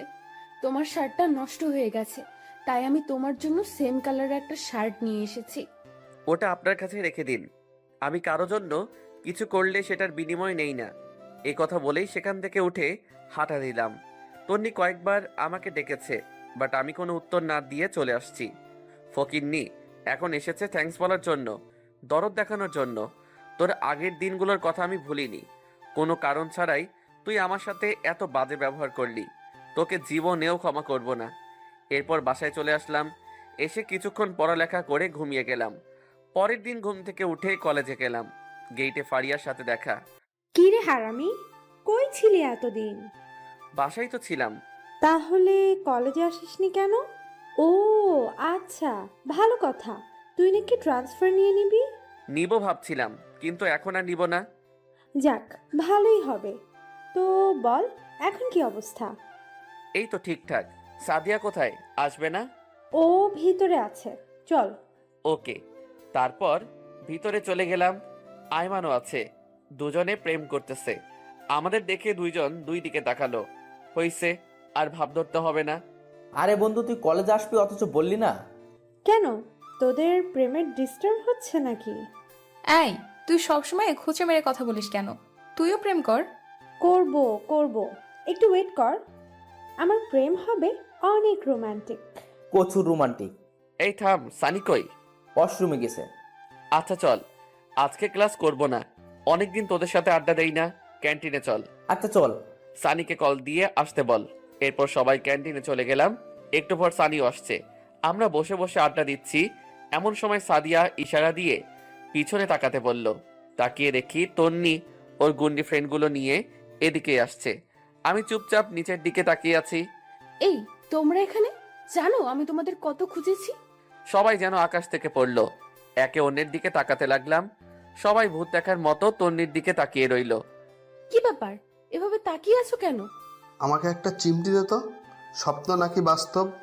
ওই বাস্তবিক। ওকে, যাই হোক, আমি কি তোমাদের ফ্রেন্ড হতে পারি? মানে তোমাদের এই গ্রুপের একজন হতে পারি? সবাই আমার দিকে তাকালো। কারণটা হয়তো জেনে গেছে। ওই দিন তন্নিকে বাঁচানোর জন্যই সে এখন আমাদের সাথে ফ্রেন্ডশিপ করতে চায়। আমি কোনো কথা না বলে সেখান থেকে উঠে সোজা বাইরে চলে আসলাম। বাইরে এসে গাছতলায় বসে আছি। একটু পর সানি এসে আমার কাঁধে হাত দিয়ে বলল, কিরে তুই এখানে? পিছনে তাকিয়ে দেখি সবাই চলে আসছে। তোরা চলে আসলি কেন? তো কি করব? যা ফ্রেন্ডশিপ কর। তুই পাগল হয়েছিস? তোদের সাথে তো ওর কোনো কিছু হয়নি, সো তোরা তো ফ্রেন্ডশিপ করতে পারিস। তোর মাথা খারাপ? তুই না করলে আমরাও করব না। আগে যে যে কাজগুলো করেছে আমরা এখনো ভুলিনি, আর এত সহজে ফ্রেন্ডশিপ করব তুই ভাবলি কি করে? সেদিন বাঁচানোর জন্য আজকে ফ্রেন্ডশিপ করতে এসেছে, না হলে আজকেও তোর উপর আক্রমণ করতো। আচ্ছা বাদ দে তো, ওইগুলো আর ভালো লাগছে না। এই চল, ওই দিক থেকে ঘুরে আসি, সময়ও কাটবে, ভালোও লাগবে। আচ্ছা ঠিক আছে চল। এরপর ওদের সাথে অনেক ঘোরাঘুরি করলাম। তারপর বাসায় চলে আসলাম। দুপুরবেলা খেয়ে ঘুমিয়েছি। মাত্র দেখলাম একটা অচেনা নাম্বার থেকে কল আসলো। হ্যালো, কে? তুমি জুয়েল না? আরে আজব, আমি ডাকে? আমি জুয়েল। ওই যে তুমি প্রাইভেট পড়াতে লিজা ওর আম্মু? ও আচ্ছা, আন্টি কেমন আছেন? এই তো বাবা ভালো, তুমি কেমন আছো? আছি আলহামদুলিল্লাহ। হঠাৎ কল দিলেন, কোনো সমস্যা? আসলে বাবা আমাদের ভুল হয়ে গেছে, তুমি চাইলে লিজাকে আবারও পড়াতে পারো। সরি আন্টি, আমি ছেঁচড়া না যে আপনাদের বাসায় আবার যাব। যার কথা শুনে আমাকে বাদ দিছেন তাকেই বলেন পড়াতে, বা অন্য একটা টিচার ঠিক করে দিতে। আর কোনো কথা বলার সুযোগ না দিয়ে কলটা কেটে দিলাম। ফকিন্নি কোনো কিছু না জেনে সেদিন আমাকে নিষেধ করেছিলি, এখন আবার কল দিয়ে ন্যাকামো করতেছে। সেদিন বিকালে আর বাসা থেকে বের হইনি। পরের দিন কলেজে গেলাম, সবাই মিলে ক্লাসে গেলাম। ক্লাসে খেয়াল করলাম তন্নি আমার পাশের টেবিলে বসছে। আমি সানিকে আমার জায়গায় দিয়ে অন্য টেবিলে গিয়ে বসলাম। ক্লাস শেষ করে ক্যান্টিনের দিকে যাচ্ছি, এমন সময় তন্নি পিছন থেকে ডাক দিল। ওই দাঁড়া। আমি দাঁড়িয়ে গেলাম। আজকে না জানি আবার কি করে। ভয় শুনে তো মনে হচ্ছে রেগে আছে। তোর এত ভাব কিসের? মানে? কচি খোকা মানে বোঝো না তাই না? এই, আমার সাথে ফ্রেন্ডশিপ করতে তোর সমস্যা কোথায়? সমস্যা আছে বলেই তো করছি না। কি সমস্যা আমাকে বল। তুই জানিস কত ছেলে আমার পেছনে ঘুরে? আমি পাত্তা দিই না। তো আমি কি করব? তোর কিচ্ছু করতে হবে না, তুই শুধু বল ফ্রেন্ডশিপ করতে তোর সমস্যা কোথায়। আপনার যখন এত ফ্রেন্ডশিপ করার ইচ্ছা, তো অন্যদের সাথে গিয়ে করেন। আমার মধ্যে কি পাইছেন? তোরে ভালোবাসি তাই। কিছু বললেন? তোর জন্য ওই ফকিন্নি গুলাও তো আমার সাথে কথা বলছে না। আচ্ছা, আমি বলে দিব ওদের, যাতে আপনার সাথে কথা বলে। তোর এত দালালি করতে হবে না, বল তোর সমস্যা কি? ধুর, এই ফালতুর সাথে কথা না বলাই বেটার হবে। আমি কোনো কথা না বলে ক্যান্টিনে চলে গেলাম। ওখানে গিয়ে দেখি ফারিয়া একা বসে আছে। কিরে, তুই একা কেন? ওরা কই? জানি না। তোর কি মন খারাপ? আরে না। মিথ্যা বলিস কেন? কি হয়েছে বল। দোস্ত, তোকে একটা কথা বলবো, তুই প্লিজ কাউকে বলিস না। আচ্ছা ঠিক আছে, বল। আমার একটা ছেলের সাথে রিলেশন আছে। বাহ, এ তো খুশির খবর। তুই এতদিন বলিসনি কেন? বলিনি, অনেক সমস্যা ছিল তাই। আচ্ছা বুঝলাম, এখন মন খারাপ কেন? ফয়সালের বিয়ে ঠিক হয়ে গেছে অন্য একটা মেয়ের সাথে। আমি ওরা ছাড়া থাকতে পারবো না। আরে থাম থাম, এখানে অনেক লোক কান্নার দরকার নেই। এখন বল, ছেলেটা কি তোকে সত্যি সত্যি ভালোবাসে? তো ছেলেটাকে বল তোকে নিয়ে পালিয়ে যেতে। আরে এতদিন ছেলেটার কথা বলিসনি কেন? ছেলেটা কে? তন্নির মামাতো ভাই। আমাদের নবীন বরণের দিন সে কলেজে আসে। আমাকে সেদিন প্রথম দেখেছিল, অনেকদিন আমার পিছে পিছে ঘুরেছে, তারপর প্রপোজ করে। আমিও ওর অনেক খবর নিলাম, তারপর রাজি হয়ে গেলাম। এত ছেলে থাকতে তন্নির মামাতো ভাই? তো আমাদের বলিসনি কেন? তোর সাথে তন্নি যা করলো, তখন যদি আমি ওর মামাতো ভাইয়ের কথা বলি, তোরা সবাই আমাকে রিয়াক্ট করতি। তাই তাহলে এখন বললি কেন? আর কোনো উপায় নেই। তার মানে আমরা তোর উপকারের বন্ধু, রিয়েল বন্ধু না? না দোস্ত, আমি সেটা মিন করিনি। এখন কিছু একটা কর, আমি ওরে ছাড়া থাকতে পারবো না। আচ্ছা সানি আইমান সাদিয়া আসুক, দেখি কি করা যায়। এমন সময় পিছন থেকে কেউ একজন কাঁধের উপর একটা থাপ্পড় দেয়। পিছনে তাকাতেই দেখি সানি। কিরে দুজনে আড্ডা দিচ্ছিস অথচ একটুও বললি না? আরে না, মাত্র আসলাম। ফারিয়াকে তোর কথা জিজ্ঞেস করাই, সে বলল তুই নাকি ওয়াশরুমে গেছিস। হুম। আইমান আর সাদিয়া কই? আসছে, একটু সময় লাগবে। তোদের সাথে কিছু ইম্পর্টেন্ট কথা আছে। বল, কি কথা? না, ওরাও আসুক, তারপর না হয় বলবো। আচ্ছা, এখন কিছু অর্ডার দে, ক্ষুধা লাগছে। ওকে, কি খাবি? তারপর আমরা তিনজন বসে বসে আড্ডা দিচ্ছিলাম। একটু পর আইমান আর সাদিয়া আসলো। কিরে, কোথায় গেছিলি তোরা? সরি দোস্ত, একটু বাইরে গেছিলাম। আচ্ছা বস এখানে। এবার বল, কি বলবি? ফারিয়া রিলেশনের কথা বলে দিলাম। কি, তোর রিলেশন আছে অথচ আমাদের বলিসনি? আমি এবার পুরো বিষয়টা বুঝিয়ে বলি। তো এখন কি করবি? জানি না, তোরা কিছু একটা কর। আচ্ছা টেনশন নিস না, আমরা আছি। তুই কি ফয়সালকে এখন বিয়ে করতে পারবি? আমার তো সমস্যা নাই, কিন্তু বাসায় কি বলবো? আরে দূর, বাসায় কেন বলবি? জাস্ট কোর্ট ম্যারেজ করবি, যাতে ফয়সাল অন্য কোথাও বিয়ে করতে না পারে। কিন্তু ওর তো বিয়ে ঠিক হয়ে আছে। ও তোকে বিয়ে করলো তো, আর ওর বিয়ে অন্য কারোর সাথে হবে না। কোর্ট ম্যারেজ তো যে কোনো সময় করা যাবে, বাট আগে ফয়সালের বিয়েটা ভাঙতে হবে। তাহলে একটা কাজ করলে কেমন হয়? কি? বিয়ের দিন রাতে ফয়সালকে নিয়ে তুই পালিয়ে যাবি, আমরা ফয়সালকে বাসা থেকে তুলে নিয়ে আসবো। শালা মাথা মোটা ফয়সাল কি মেয়ে যে আমরা ওরে বাসা থেকে তুলে নিয়ে আসবো? অন্য কোনো উপায় বের করতে হবে। আচ্ছা দোস্ত, আর কোনো উপায় নেই? জুয়েল, কিছু বলিস না কেন? অন্য কোনো উপায় তোর জানা আছে? দোস্ত প্লিজ, থাকলে বল না। একটা উপায় আছে। কি, তাড়াতাড়ি বল। তন্নি। মানে তন্নি কি করবে? তন্নি পারবে। কিভাবে? ফয়সাল তন্নির মামাতো ভাই, সো তন্নি যদি ওর মামাকে বলে তাহলে হয়তো বিয়েটা অফ হয়ে যাবে। অ্যান্ড আরো একটা উপায় আছে। কি সেটা? যে মেয়েটার সাথে ওর বিয়ে ঠিক হয়েছে তাকে ফয়সাল আর ফারিয়ার রিলেশনের কথাগুলো বললে হয়তো সে নিজেই বিয়ে বন্ধ করে দিবে। এখন কি করবি? এই বিয়ে করবে? আগামী সপ্তাহে। ফয়সালকে কল দে, আর মেয়েটার পুরো ডিটেলস জেনে নে, আর মেয়েটার নাম্বারও নিয়ে নে। এখন কল দিব? না, বিয়ের পরে দিস। ফকিন্নি, তাড়াতাড়ি কল দে। ফারিয়া কল দিল, তারপর অনেকক্ষণ কথা বলে মেয়েটার পুরো ডিটেলস নিল, আর নাম্বার ও বাসার অ্যাড্রেস নিল। সব নিয়েছিস? ওরে কল দিয়ে জিজ্ঞেস কর কোথায় আছে, তারপর আমরা সেখানে গিয়ে ওর সাথে কথা বলবো।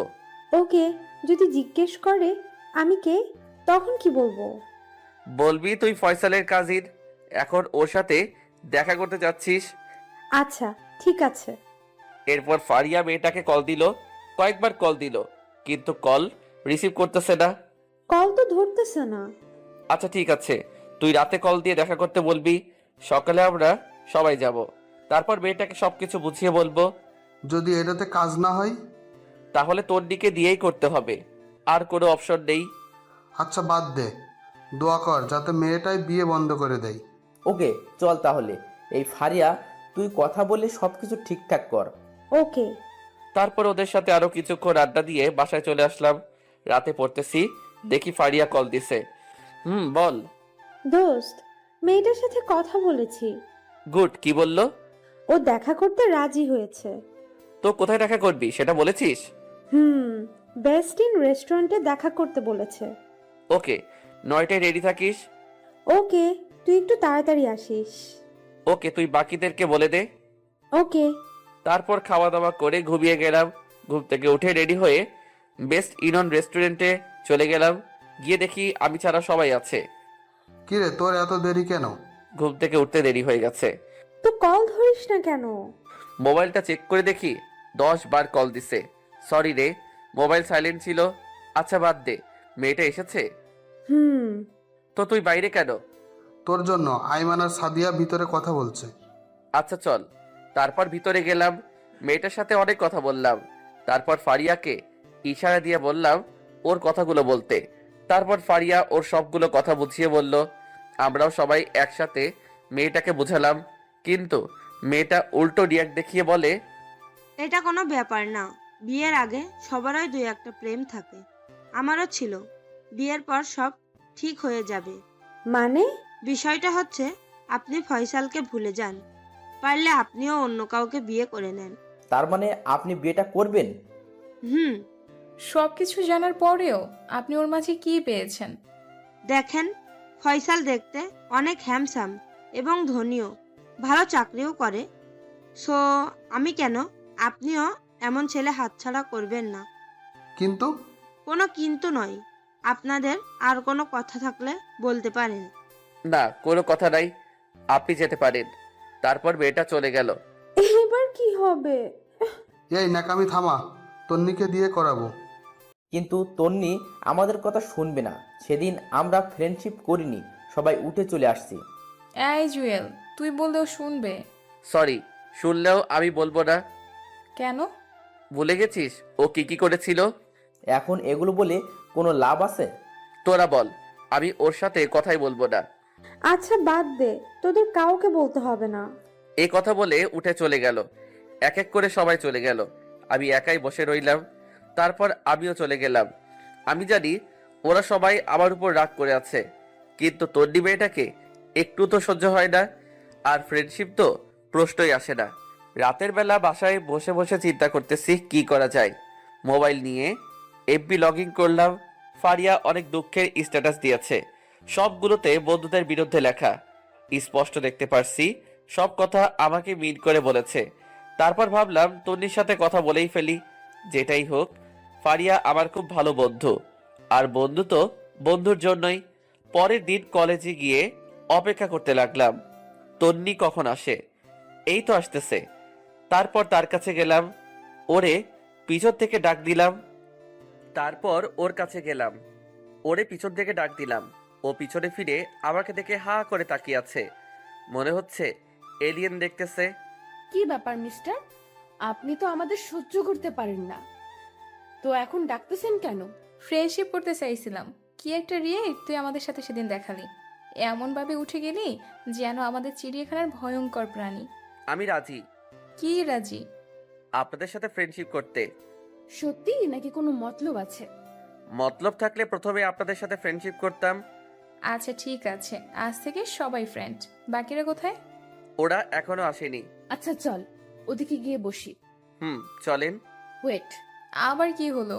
তুই না আমার ফ্রেন্ড, তাহলে আপনি করে বলতেছিস কেন? তো কি বলবো? তুই করে বলবি সবার মতো। আচ্ছা ঠিক আছে। তারপর ওদের সাথে গাছতলায় গেলাম। সানি, আইমান, সাদিয়া, ফারিয়া সবাই আমার উপর কালকের ব্যাপারটা নিয়ে রেগে আছে। সেজন্য সকাল থেকে কেউই কল দেয়নি। কলেজেও আসতেছে না। কি রে, তোর কি মন খারাপ? না ঠিক আছি, আমি শুধু বসে আছি। তন্নি কখন একা হবে আর কখন আমি ওরে কথাগুলো বলবো। একটু পর লিজা বলল, এই তোরা থাক, আমি গেলাম। তোর আবার কি হলো? বাবা আজকে তাড়াতাড়ি যেতে বলেছে। ওকে যা তাহলে। এই তুইও যাবি? না, আরো কিছুক্ষণ আছি। তারপর লিজা চলে গেল। আমি আর তন্নি চুপচাপ বসে আছি। ওর সাথে যে এইভাবে বসবো কখনো কল্পনাও করিনি। যেখানে সে আমাকে দেখলেই হুমকি দিত, আর সেখানে আমার সাথে বসে আড্ডা দিচ্ছে। বাস্তবতা কি থেকে কি হয় বোঝাই মুশকিল। আবার চুপ থাকা দেখে বলল, কি রে, চুপচাপ বসে থাকবি নাকি কিছু বলবি? আপনার সাথে, সরি, তোর সাথে একটা কথা ছিল। তো বল, চুপ করে আছিস কেন?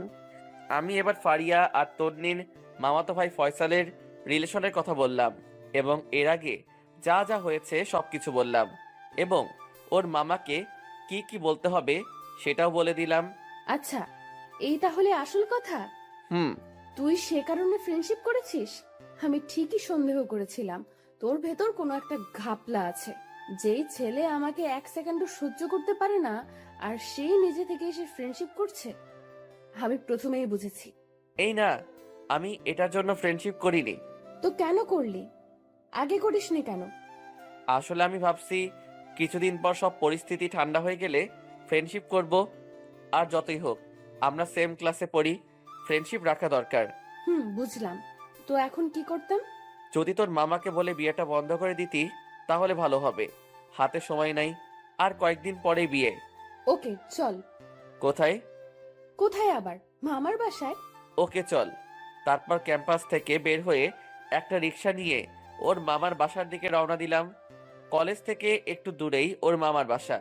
মেয়েটা যে এত কথা জানে, ওর সাথে বের না হলে জানতাম না। একটু পর ওর মামার বাসায় গেলাম।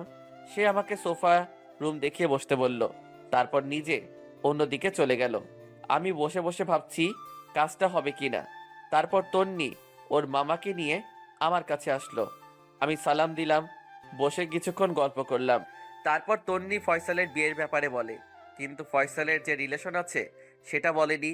তন্নি নিজে থেকে অনেকগুলো মিথ্যা কথা বলে প্রায় ওর মামাকে নিস্তব্ধ করে দিল। মেয়েটার বুদ্ধি দেখে আমি রীতিমতো একটা টাস্কি খেলাম।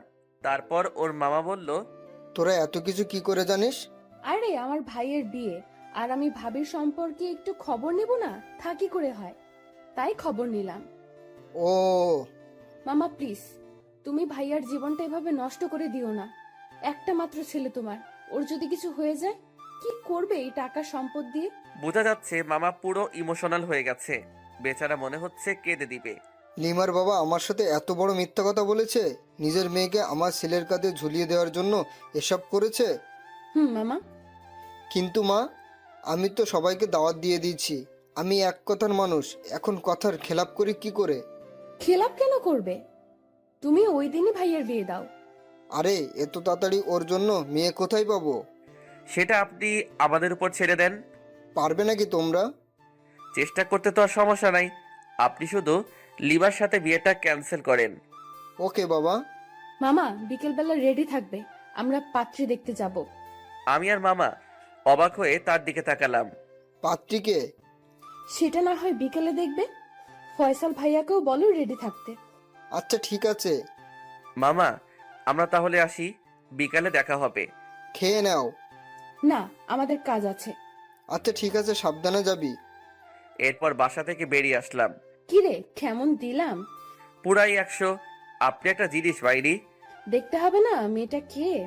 হইছে, আর ঢং করতে হবে না। আরো একটা কাজ করতে হবে। কি কাজ? ফারিয়াদের বাসায় বলতে হবে, না হলে ওরা জানবে কি করে। দাঁড়া, আমি ওর আম্মুকে কল দেই। আচ্ছা দে। কল দিলাম। হ্যালো, আসসালামু আলাইকুম আন্টি। ওয়ালাইকুম আসসালাম। কেমন আছো বাবা? এই তো আন্টি, আছি মোটামুটি। আপনি? আছি, আল্লাহই রাখছে। আন্টি ফারিয়া কোথায়? কলেজে আসেনি যে? জানি না বাবা, মেয়েটা কালকে থেকে কিচ্ছু খাচ্ছে না, দরজা বন্ধ করে ভিতরে বসে থাকে। আন্টি একটা কথা ছিল। বলো। আমি পুরো বিষয়টা বুঝিয়ে বললাম এবং এটাও বললাম বিকেলবেলা ওরা সবাই দেখতে আসবে। আন্টিও কেমন জানি একটু খুশি খুশি আছে। তাহলে এই ব্যাপার? আর দেখো, মেয়েটা আমাকে কিছু জানায়নি। আন্টি ফারিয়া ভয় জানায়নি। ভয়ের কি আছে? আমি তোর মা, ওর ভালো মন্দ তো আমাকেই দেখতে হবে। আমার আর ওর বাবারও প্রথমে প্রেম ছিল, তারপর বিয়ে। আন্টি আরেকটা কথা। বলো বাবা। আমি যে আপনাকে কথাগুলো বলেছি, ফারিয়াকে কিছু বলবেন না। আর ফয়সাল যে ওরে দেখতে আসছে সেটাও বলবেন না। কেন বাবা? ওরে একটা সারপ্রাইজ দিব। আচ্ছা ঠিক আছে। কল কেটে দিলাম। সব ঠিক আছে?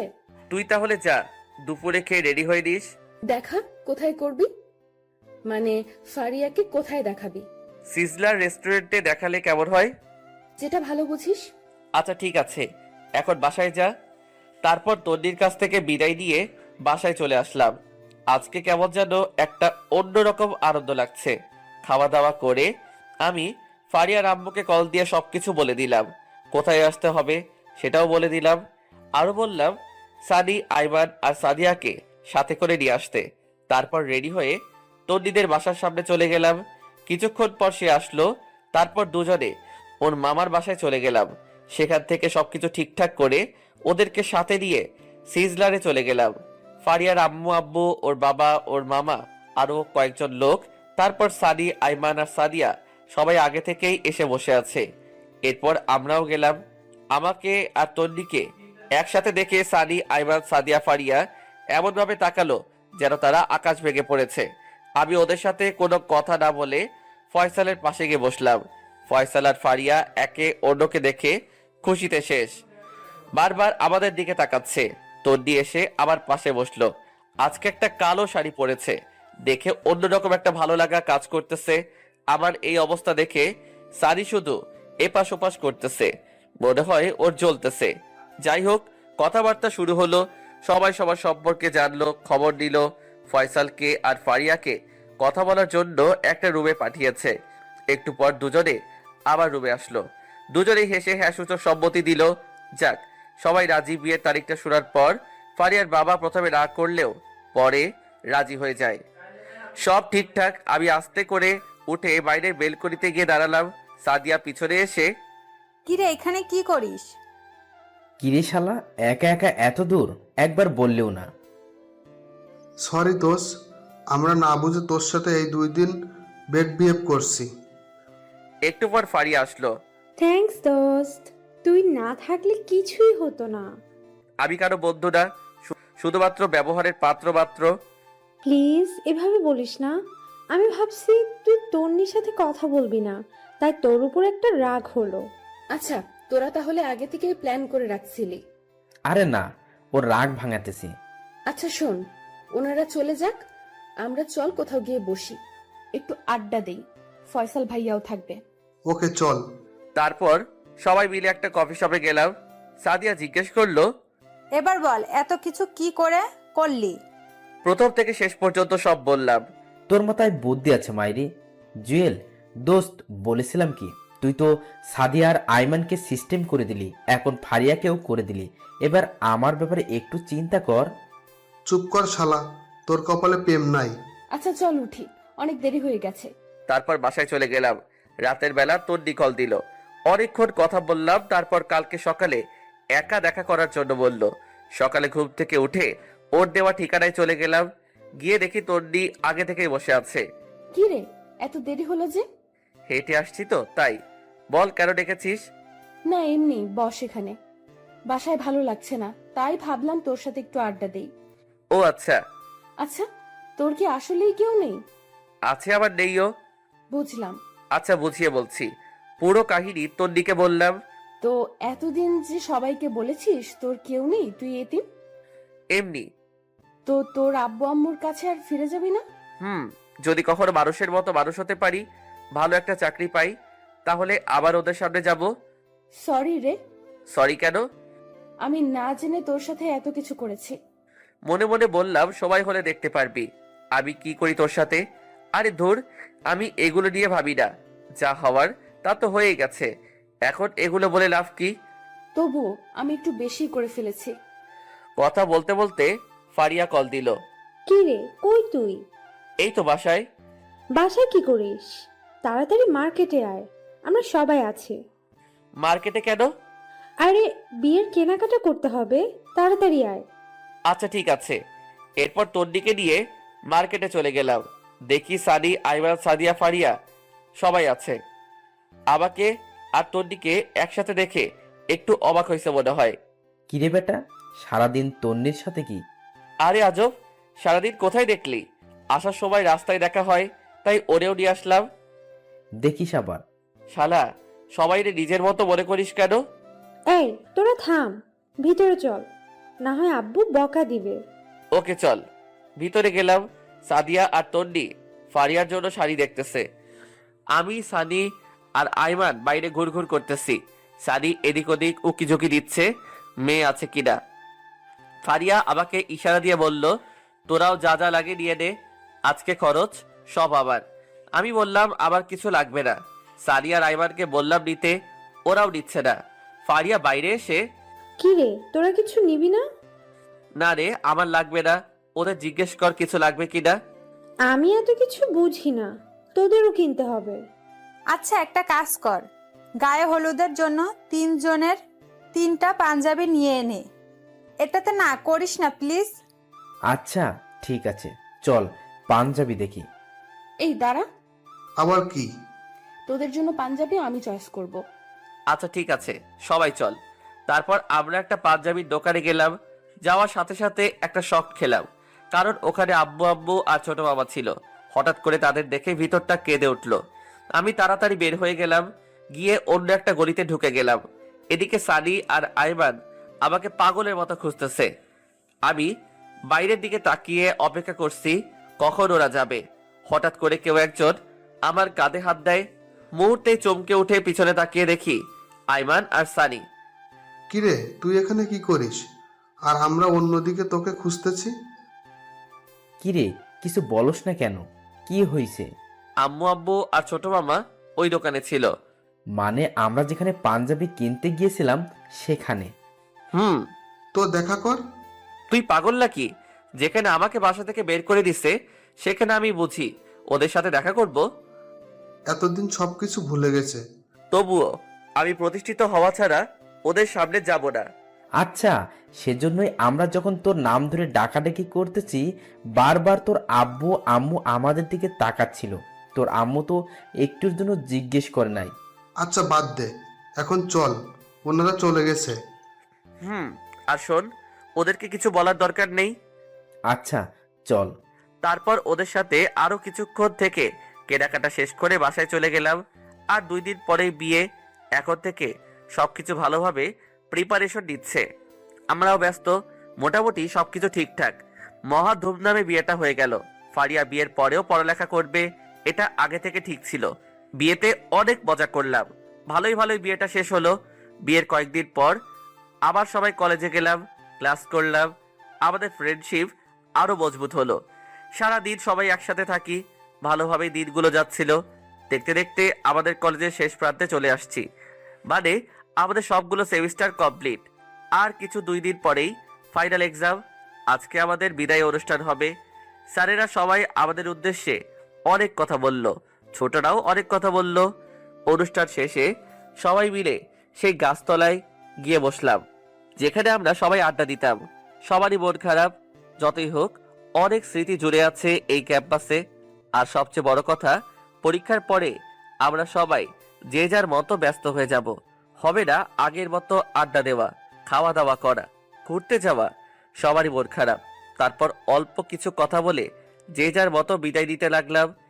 এমন সময় তন্নি বলল, সবাই দাঁড়া, তোদের সাথে কথা আছে। আমরা সবাই ওর দিকে তাকিয়ে আছি। চোখ মুখ লাল হয়ে আছে। কলেজ জীবনের শুরু থেকে তোদের সাথে আমার খুব ভালো একটা সম্পর্ক ছিল না। যখন 3য় সেমিস্টারে আসি তখন জুয়েলও আমাদের সাথে ভর্তি হয়। প্রথম দিন থেকেই ওর সাথে আমার ভেজাল শুরু হয়, সেটা তোরা খুব ভালো করে জানিস। আমি ওরে অনেক অত্যাচার করেছি, কখনো ছেলে লাগিয়ে কখনো পুলিশ দিয়ে। শেষে যখন দেখলাম সে এখনো রাস্তায় রাস্তায় ঘুরতেছে, তখন সিদ্ধান্ত নিলাম যে করেই হোক ওরে এখান থেকে তাড়াতে হবে। সেদিন ওরে অনেক থ্রেট দিয়ে যখন আমি বাইক নিয়ে চলে যাচ্ছিলাম তখনই আমার অ্যাক্সিডেন্ট হয়। আর কিছু মনে নেই। যখন জ্ঞান আসে তখন শুনি ওই আমাকে বাঁচিয়েছে। তোরাও নাকি রক্ত দিয়েছিলি, তোদের প্রতি আমার সম্মানটা বেড়ে যায়।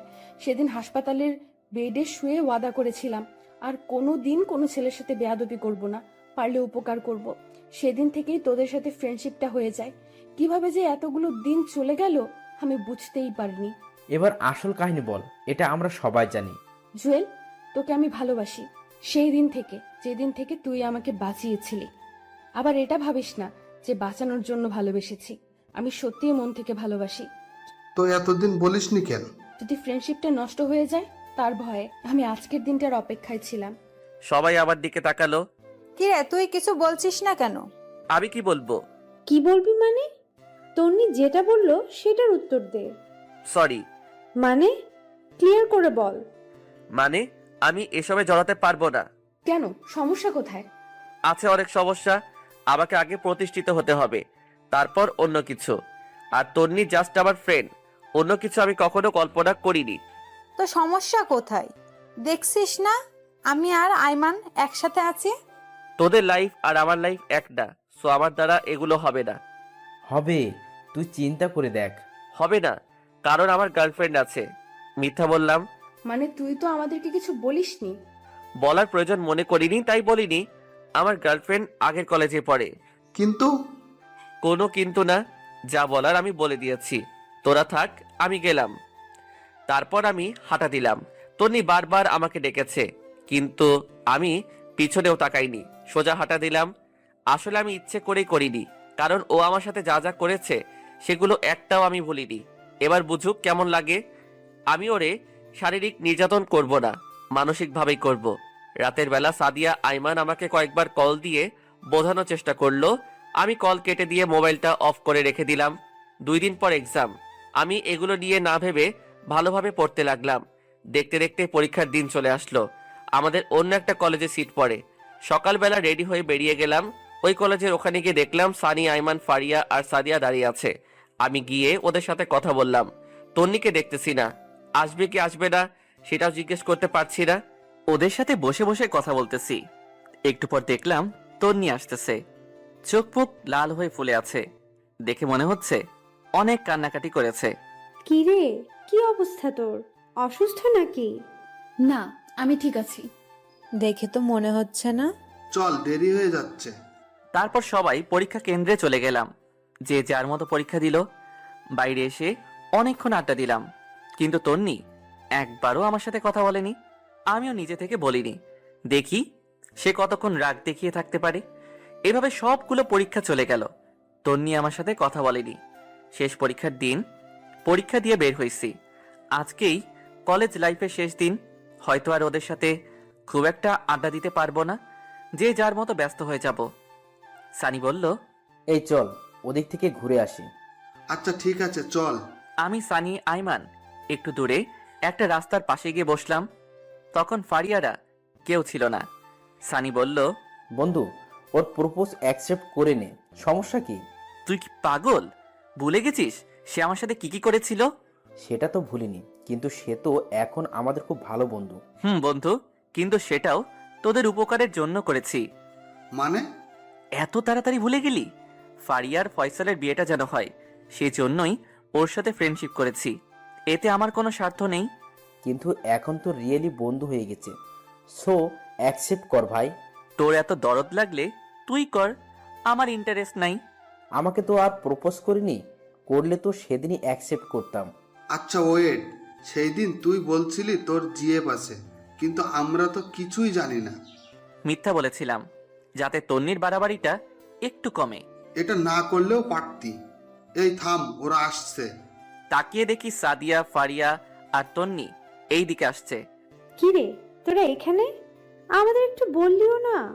তোদের দেখতে পাইনি বস, এখানে একটু আড্ডা দেই। তারপর ওরাও বসলো। তন্নি চুপচাপ বসে আছে। ফারিয়া তন্নিকে ধাক্কা দিতেছে কি যেন বলার জন্য। তারপর ফারিয়া নিজেই বলল, জুয়েল দোস্ত, তোর সাথে কথা আছে। বল। তুই কি ওই ব্যাপারে কিছু ভেবেছিস? কোন ব্যাপার? তন্নি যে কথাটা বলল। তোদের সেদিন আমি কি বলেছিলাম মনে নেই? আমার আজকেও সেই একই সিদ্ধান্ত। প্লিজ একটু ভেবে বল। আমার যা ভাবার তা আগে ভেবেছি। সো অন্য কথা থাকলে বল, না হলে আমি গেলাম। উঠে চলে যাচ্ছিলাম, এমন সময় তন্নি ডাক দিল, এই দাঁড়া, যা, তোকে ভালোবাসতে হবে না, শুধু একটা প্রশ্নের উত্তর দিয়ে যা। কি? সত্যিই থাকতে পারবি আমার সাথে কথা না বলে? পারবো। তুইও চেষ্টা কর, তুইও পারবি। কিন্তু কোনো কিন্তু না। তুই আমার থেকেও অনেক ভালো ছেলে পাবি। আমি ছোট লোক, এতিম, ফকিরের বাচ্চা। তুই তো বলেছিলি, এখন আবার ভালোবাসিস কেন? এই সব কিছুর জন্য সরি বললাম তো, প্লিজ মাফ করে দে। তোর উপর তো আমার কোনো রাগ বা ক্ষোভ নেই, সো মাফের প্রশ্নই আসে না। প্লিজ এমন বলিস না, আমি সত্যি। অনেক হয়েছে, এবার থাম। আমি গেলাম। তন্নি পেছন থেকে আমাকে কয়েকবার ডেকেছে, আমি তাকাইনি। বাকিরাও অনেকবার ডেকেছে, আমি না দাঁড়িয়ে চলে যাই। সেদিন আমিও অনেক কেঁদেছি। হয়তো মেয়েটাকে আমিও ভালোবেসে ফেলেছি, কিন্তু কিছু করার নাই। সে আমার সাথে যেগুলো করেছে তার ফল ওকেও একটু ভোগ করতে হবে। এভাবে দিন যেতে লাগলো। সানি, আইমানের সাথে মাঝে মাঝে রাস্তায় দেখা হয়, মোবাইলে কথা হয়। ফারিয়া আর সাদিয়ার সাথে মোবাইলে কথা হয় বা অনলাইনে টুকটাক কথা হয়। তন্নির সাথে টোটালি কোনো কথা হয় না আমার। দেখতে দেখতে রেজাল্টের দিন চলে আসলো। মোবাইলে রেজাল্ট দেখে নিলাম। আলহামদুলিল্লাহ, খুব ভালো রেজাল্ট করলাম। আমাদের সবার রেজাল্ট মোটামুটি ভালো হয়, শুধু তন্নিরটা ছাড়া। সেও পাশ করেছে, বাট অন্যদের মতো না। কারণটা হয়তো আমি। রেজাল্ট দেওয়ার পরপরই বিভিন্ন জায়গায় চাকরির জন্য আবেদন করতে শুরু করি। একটা কোম্পানিতে চাকরির জন্য আবেদন করি, ইন্টারভিউ দিলাম। সব কিছু ঠিকঠাক ছিল, তাই চাকরিও পেয়ে গেছি। চাকরি পাওয়ার পর ওদের সবাইকে কলেজের ক্যাম্পাসে আসতে বললাম, ট্রিট দিব, সবাই আসলো, কিন্তু তন্নি আসলো না। কিরে, তুই তো পুরাই চেঞ্জ। কই, আগের মতোই তো আছি। না মামা, আগে থেকে একটু অন্যরকম। আচ্ছা বাদ দে, তোর জব কেমন চলছে? ভালোই। তোরা ট্রাই করতেছিস না? না, আমি বাবার অফিসেই জব করব, সাথে আমার এই দুষ্ট বরটাকেও রাখবো। মামা, এই ভুল করিস না। সারা জীবন খোটা শুনবি যে তুই শ্বশুরের টাকা খাস। শালা কয়দিন পর ঘর জামাই করে নিয়ে যাবে, তখন কি করবি? ফারিয়া তো সেটেল। তোর জামাই কেমন আছে রে? আছে, ভালোই। এই তন্নির কি অবস্থা? তোদের সাথে কথা হয়? মাঝে মাঝে। তোর সাথে হয়? আরে না, হইলে কি আর তোদেরকে জিজ্ঞেস করি? তুই রাজি হলে কি এমন ক্ষতি হতো? ওইসব কথা বাদ দে, অনেক দিন আড্ডা দেই না। চল ওই দিক থেকে ঘুরে আসি। ঠিক বলছিস, চল ঘুরে আসি। ওদের সাথে পুরো বিকাল আড্ডা দিলাম, সন্ধ্যায় বাসায় চলে গেলাম। এইভাবেই দিন কাটতেছিল। ভালোই আছি।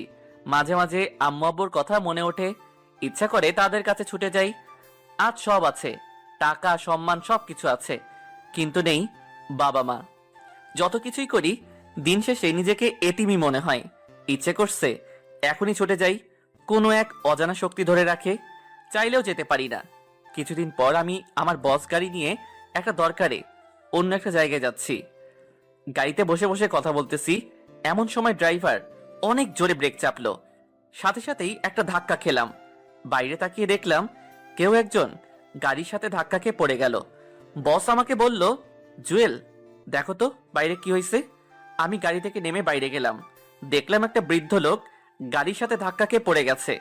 আমি গিয়ে পেছন থেকে টান দিয়ে তুলতে তুলতে বললাম, সরি আঙ্কেল, ড্রাইভার ভুল করে লাগিয়ে দিয়েছে। আপনার লাগেনি? পুরোটা বলার আগেই আমি স্তব্ধ হয়ে গেলাম, কারণ লোকটা আর কেউই নয়, সেই হচ্ছে আমার বাবা। বাবাকে দেখে চোখ দিয়ে পানি ঝরতে শুরু করলো। বাবা আমার দিকে তাকিয়ে অবাক হয়ে আছে। অবাক হওয়ারই কথা, আমার বেশভূষা আগের মতো নেই। আগের জুয়েল আর এখনকার জুয়েলের মধ্যে অনেক তফাৎ চলে এসেছে। আব্বু তুমি?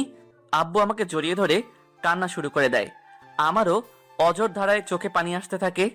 কতক্ষণ বাবা জড়িয়ে ধরে দাঁড়িয়েছিলাম মনে নেই। পেছনে কারো হাতের স্পর্শ পেয়ে পেছনে তাকাই, দেখি আমার বস, তারও চোখ ভেজা। তোর মা হাসপাতালে? কি? মায়ের কি হয়েছে? বস বলল, এই জুয়েল, তাড়াতাড়ি গাড়িতে ওঠো, হাসপাতালে চলো। তারপর বাবা, আমি আর বস গাড়িতে উঠলাম। বাবা আমার হাত ধরে বাচ্চা ছেলেদের মতো কাঁদছে। একটু পর হাসপাতালে গেলাম, গিয়ে দেখি আম্মুকে স্যালাইন লাগিয়ে শুয়ে রেখেছে। কি হয়েছে আম্মুর? গত পরশুদিন স্ট্রোক করেছে। ডাক্তার কি বলেছে? ভালো হতে সময় লাগবে। পেছন থেকে বস বলল, আচ্ছা জুয়েল, আমার তো সময় কম, মিটিংয়ে দেরি হয়ে যাচ্ছে, তুমি থাকো, আমি গেলাম, পরে কি হয় আমাকে জানিও। স্যার আমি না গেলে সমস্যা হবে না? না, আমি চালিয়ে নিব, তুমি মায়ের কাছে থাকো। ধন্যবাদ স্যার। বস চলে গেল। আমি আর বাবা হাসপাতালের বাইরে বসে আছি। আমারে মাফ করে দিস। মানে হঠাৎ এ কথা কেন বলছো? সেদিন তোকে বাসা থেকে বের হয়ে যেতে বলেছি, সেজন্য তুই বের হয়ে গেলি। একবারও ভাবলি না তুই ছাড়া আমাদের আর কেউ নেই? আব্বু, সেদিন তুমি পৃথিবীর সেরা কাজটি করেছো।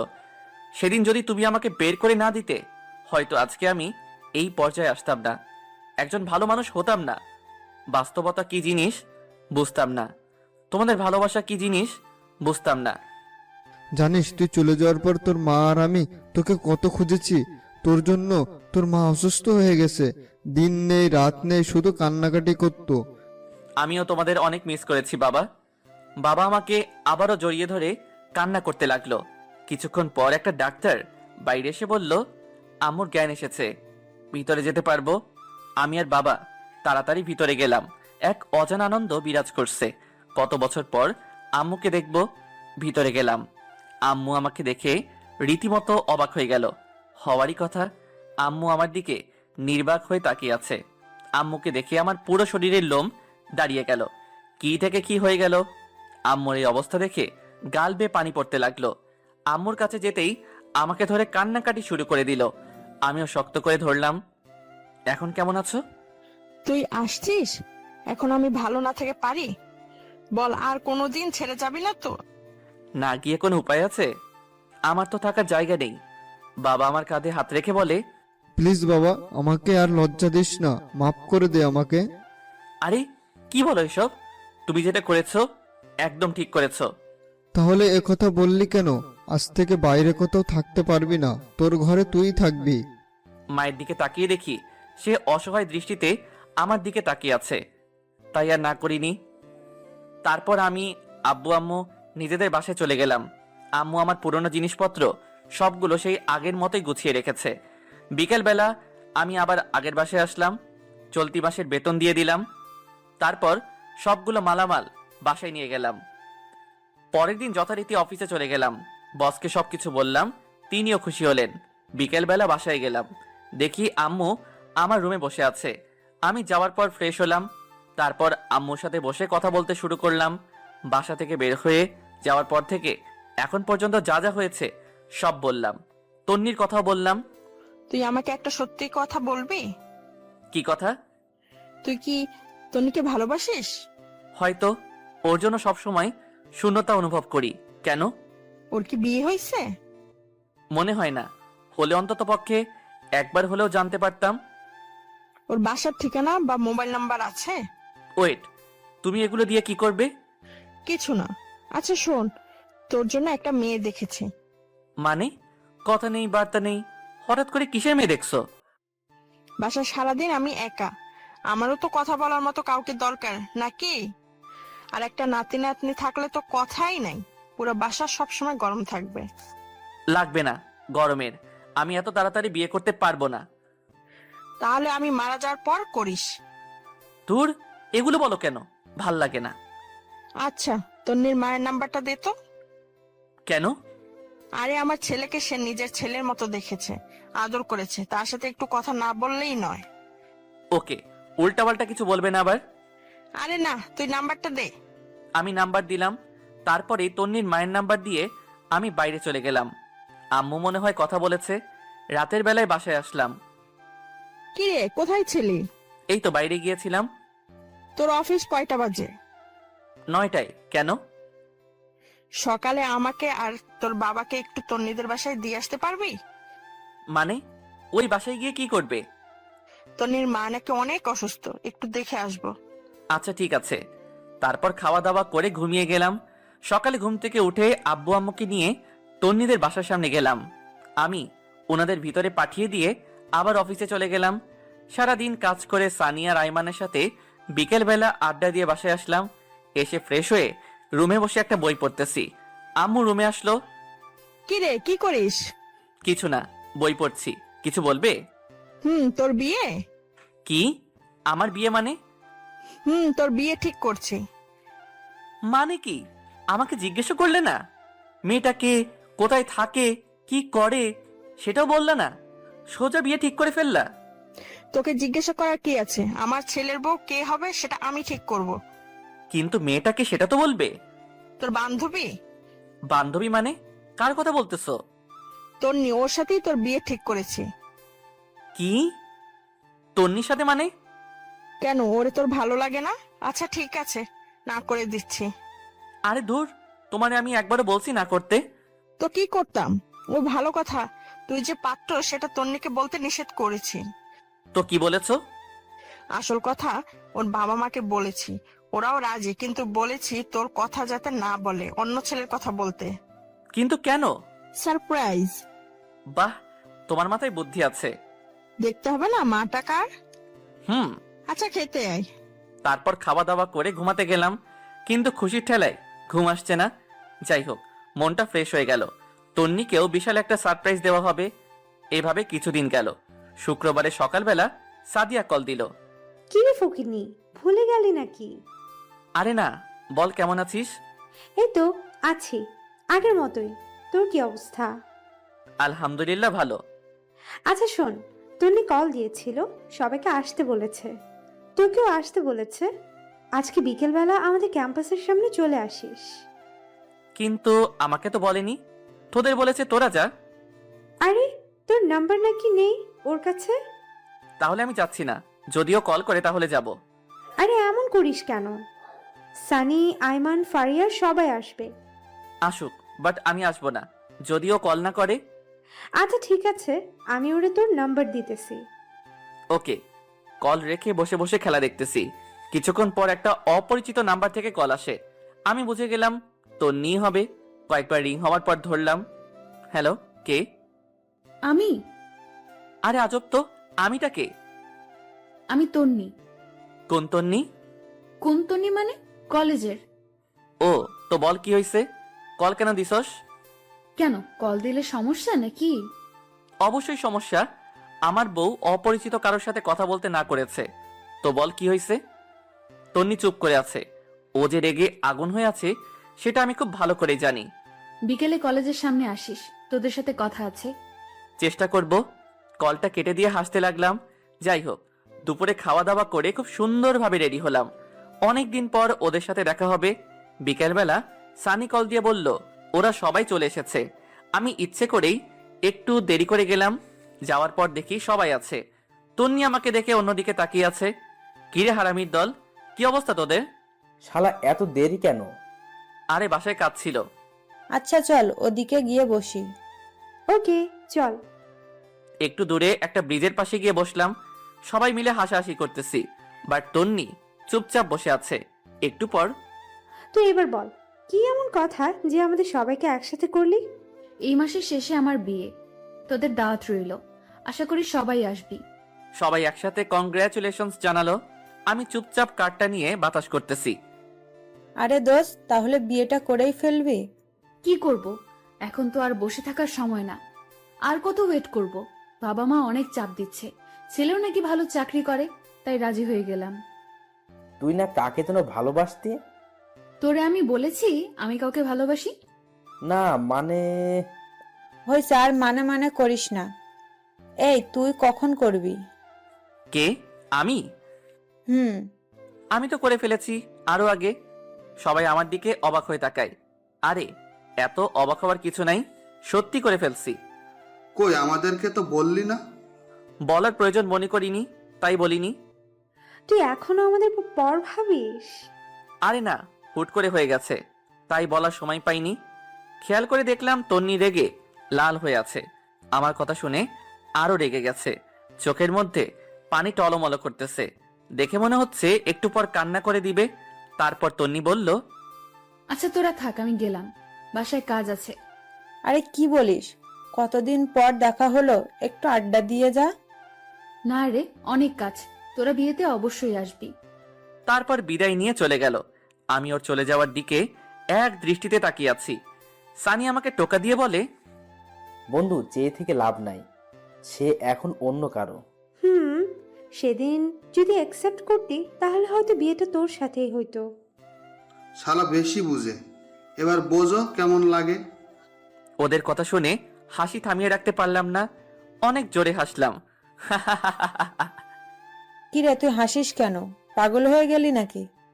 না, তোদের কথা শুনে। তুই পুরাই গেছস। শোন, আমি যে কথাগুলো এখন তোদের বলবো সেগুলো শুনলে তোরাও হাসবি অ্যান্ড অবাক হয়ে যাবি। ও রিয়েলি? তো বল কি এমন কথা যেগুলো শুনলে আমরাও অবাক হয়ে যাব? তারপর আমি পুরো ঘটনাগুলো ওদের সাথে শেয়ার করলাম। বাবা মায়ের সাথে দেখা হওয়া থেকে আজ পর্যন্ত সবকিছুই বললাম। তার মানে বিয়েটা তোর সাথেই হচ্ছে? কার্ডটা খুলে দেখ, কার নাম লেখা।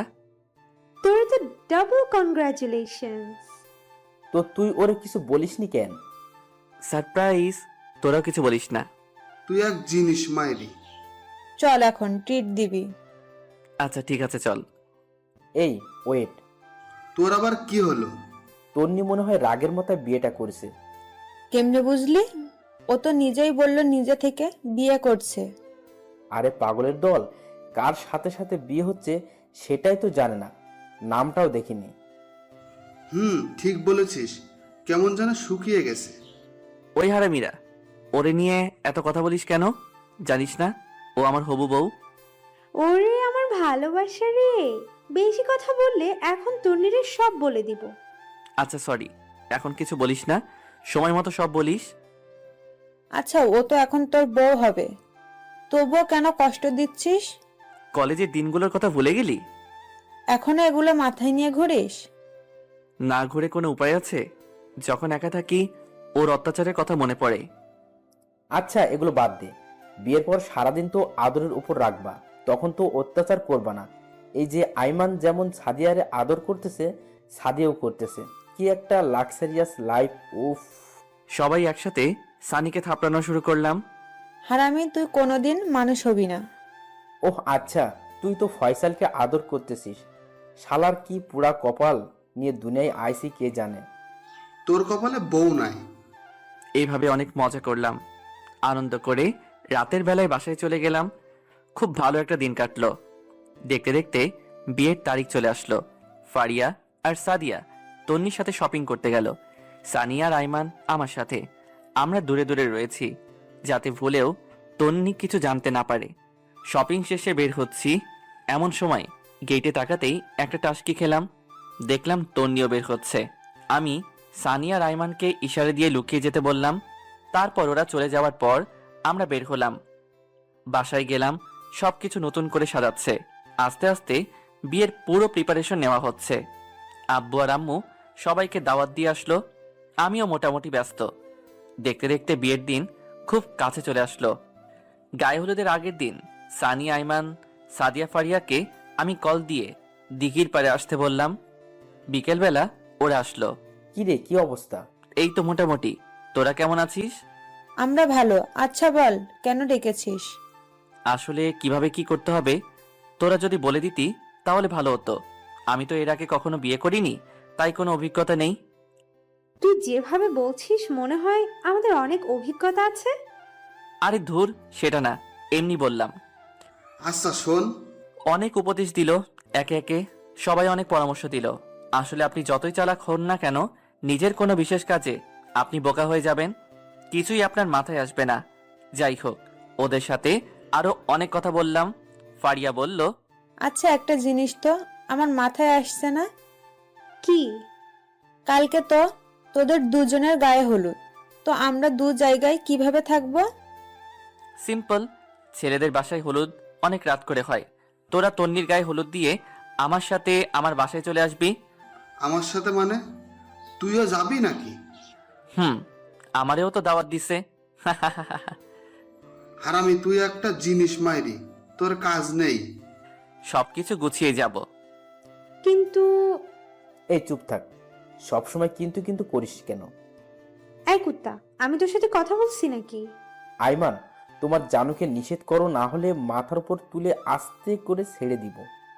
এই হারামির দল, চুপ থাক, এমনিতে টেনশনে আছি। আচ্ছা কালকে কয়টায় যাবি? তুই আর সাদিয়া বিকেলে চলে যাবি, আমি, সানি আর আইমান রাতে যাব।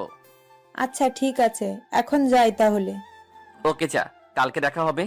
তারপর সানি আর আইমানের সাথে আরো কিছুক্ষণ আড্ডা দিয়ে আমিও বাসায় চলে আসলাম।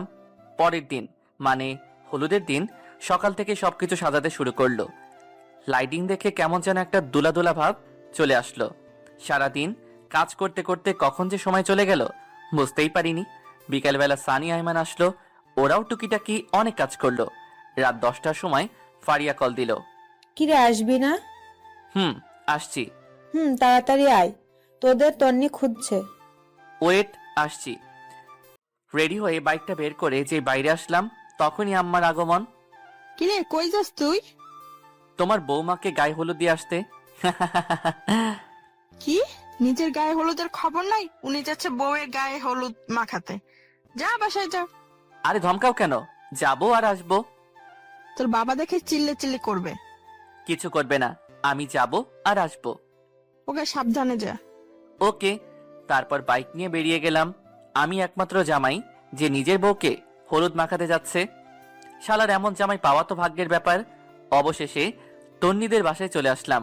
বাহ, অনেক দারুণভাবে সাজানো হয়েছে। আমি ভিতরে গেলাম। তন্নির বাবা মা আমাকে দেখে অবাক হয়ে গেছে। আসলে হওয়ারই কথা, হলুদের দিন জামাই বউয়ের বাসায়। আমি সালাম করলাম, ওনারা হাসতেছে। হয়তো ওনারাও বুঝে গেছে আমি কেন এসেছি। ভিতরে গেলাম, দেখলাম তন্নিকে সাজাচ্ছে। আমাদের দেখে ফারিয়া আর সাদিয়া বাইরে আসলো। কি রে, এত দেরি কেন? আরে বলিস না, আম্মু আসতে দিচ্ছিল না। তো পরে কেমনে আসলি? তো কথা বলছি সাথে সাথে ছেড়ে দিয়েছে। এই কুত্তা বিলাই, তুই সবসময় আমার পিছে লাগিস কেন? হাই রে আল্লাহ, আজকেও তোরা ঝগড়া করবি? আচ্ছা জুয়েল শোন, বল। তন্নি বলেছে তুই আসলে ওর সাথে পার্সোনাল কথা বলতে। তুই ছাদে যা, আমি তন্নিকে পাঠিয়ে দিচ্ছি। আমার সাথে আবার কিসের কথা? আরে আজব, না শুনলে বুঝবি কেমনে কি কথা। আচ্ছা ঠিক আছে, আমি ছাদে যাচ্ছি। আমরাও আসবো নাকি? তোরা গিয়ে কি চুল ছিঁড়বি?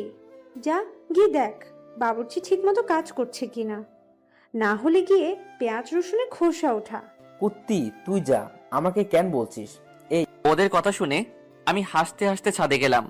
অনেকক্ষণ ধরে বসে আছি, তন্নি আসছে না। এই তো আসছে। বাহ, আজকে ওরে একদম অন্যরকম লাগছে। আবারও ক্রাশ খেলাম। এই আমি কারে বিয়ে করতেছি ভাবতেই কাতুকুতু লাগছে। তন্নি এমনিতেই অনেক সুন্দর, তার উপর আজকে বিয়ের সাথে সেজেছে, পরনে শাড়ি, দেখে মাথা নষ্ট লাগতেছে। ওর দিকে কতক্ষণ তাকিয়েছিলাম মনে নেই। ওর ধাক্কা খেয়ে বাস্তবে ফিরে আসি। কি রে, কি দেখতেছিস? কিছু না, বল কি বলবি? আমার বাসায় যেতে হবে। তুই কি কিছু বুঝিস না? কি বুঝতাম আমি? আমি সত্যিই তোকে ভালোবাসি, বিশ্বাস কর। এখন এগুলো বলে লাভ নাই, কালকে তোর বিয়ে। চল আমরা এক্ষুনি পালিয়ে যাই। কি তুই পাগল নাকি? পাগল হয়ে গেছি। দেখ পাগলামি করিস না, লোকে দেখলে সমস্যা হবে। দেখো তাতে আমার কি, আমি সত্যিই তোকে ভালোবাসি, পারবো না আমি থাকতে। এই কথা বলে আমাকে জড়িয়ে ধরে। আমি তো পড়ে গেলাম মহা বিপদে। আমারও ভালো লাগতেছে ওর জড়িয়ে ধরা দেখে, কিন্তু একটু ভাব নিলাম, ওরে দূরে সরিয়ে দিলাম, কারণ কালকে থেকে তো সব সময় ধরে রাখতে পারবো। ভাব নিয়ে ওরে বললাম, তো লজ্জা করে না বিয়ের আগে অন্য একটা ছেলেকে? ছি। তোর কি বিশ্বাস হয় না? আরে ধুর, এগুলো কি বিশ্বাস করব? এগুলো হচ্ছে তোর ন্যাকামি। সো ন্যাকামি না করলে ভালো হবে। আমি নিচে যাচ্ছি, তুই এই চোখ মুখ ঠিক করে নিচে আয়। বাহ, ফকিন্নি আসলে আমাকে ভালোবাসে। এবার বুঝো জুয়েল কি জিনিস। অনেক তো জ্বালাইছিলা আমারে, দেখো এখন কেমন লাগে। আমি নিচে চলে গেলাম। সানিয়ার আইমান ইশারায় আমাকে জিজ্ঞেস করলো কি বলেছে। আমি পরে বলবো বলে ইশারা দিলাম। একটু পর তন্নিও চলে আসলো। গায়ে হলুদ দেওয়া শুরু হলো। ওরে আরো রাগানোর জন্য আমি সবার আগে স্টেজে উঠলাম। উঠেই অনেকগুলো হলুদ নিয়ে ওর মুখে মাখিয়ে দিলাম। রেগে পুরো লাল হয়ে গেছে। এদিকে সানিয়া রাইমান তালি দেওয়া শুরু করলো। ওদের দেখে অন্যরাও দেওয়া শুরু করলো। তারপর মিষ্টি খাইয়ে দিয়ে কিছু ছবি তুলে আমি চলে আসলাম। তন্নির চোখে স্পর্শ পানি দেখতে পেলাম। তারপর সানিয়া, আইমান, সাদিয়া, ফারিয়া সবাই লাগালো। আমি ওদের বললাম তাড়াতাড়ি রেডি হতে। আচ্ছা তন্নিকে বলে যাই। মাথা খারাপ? ওরে বললে যেতে দিবে না। যদি আমাদের খোঁজে? খুঁজবে না, সবাই হলুদ লাগাতে লাগাতে 4টা বাজবে, তারপর ঘুমিয়ে যাবে। তন্নি ভাববে আমরাও ঘুমিয়ে গেছি। এখন তাড়াতাড়ি চল, আব্বা কল দিচ্ছে।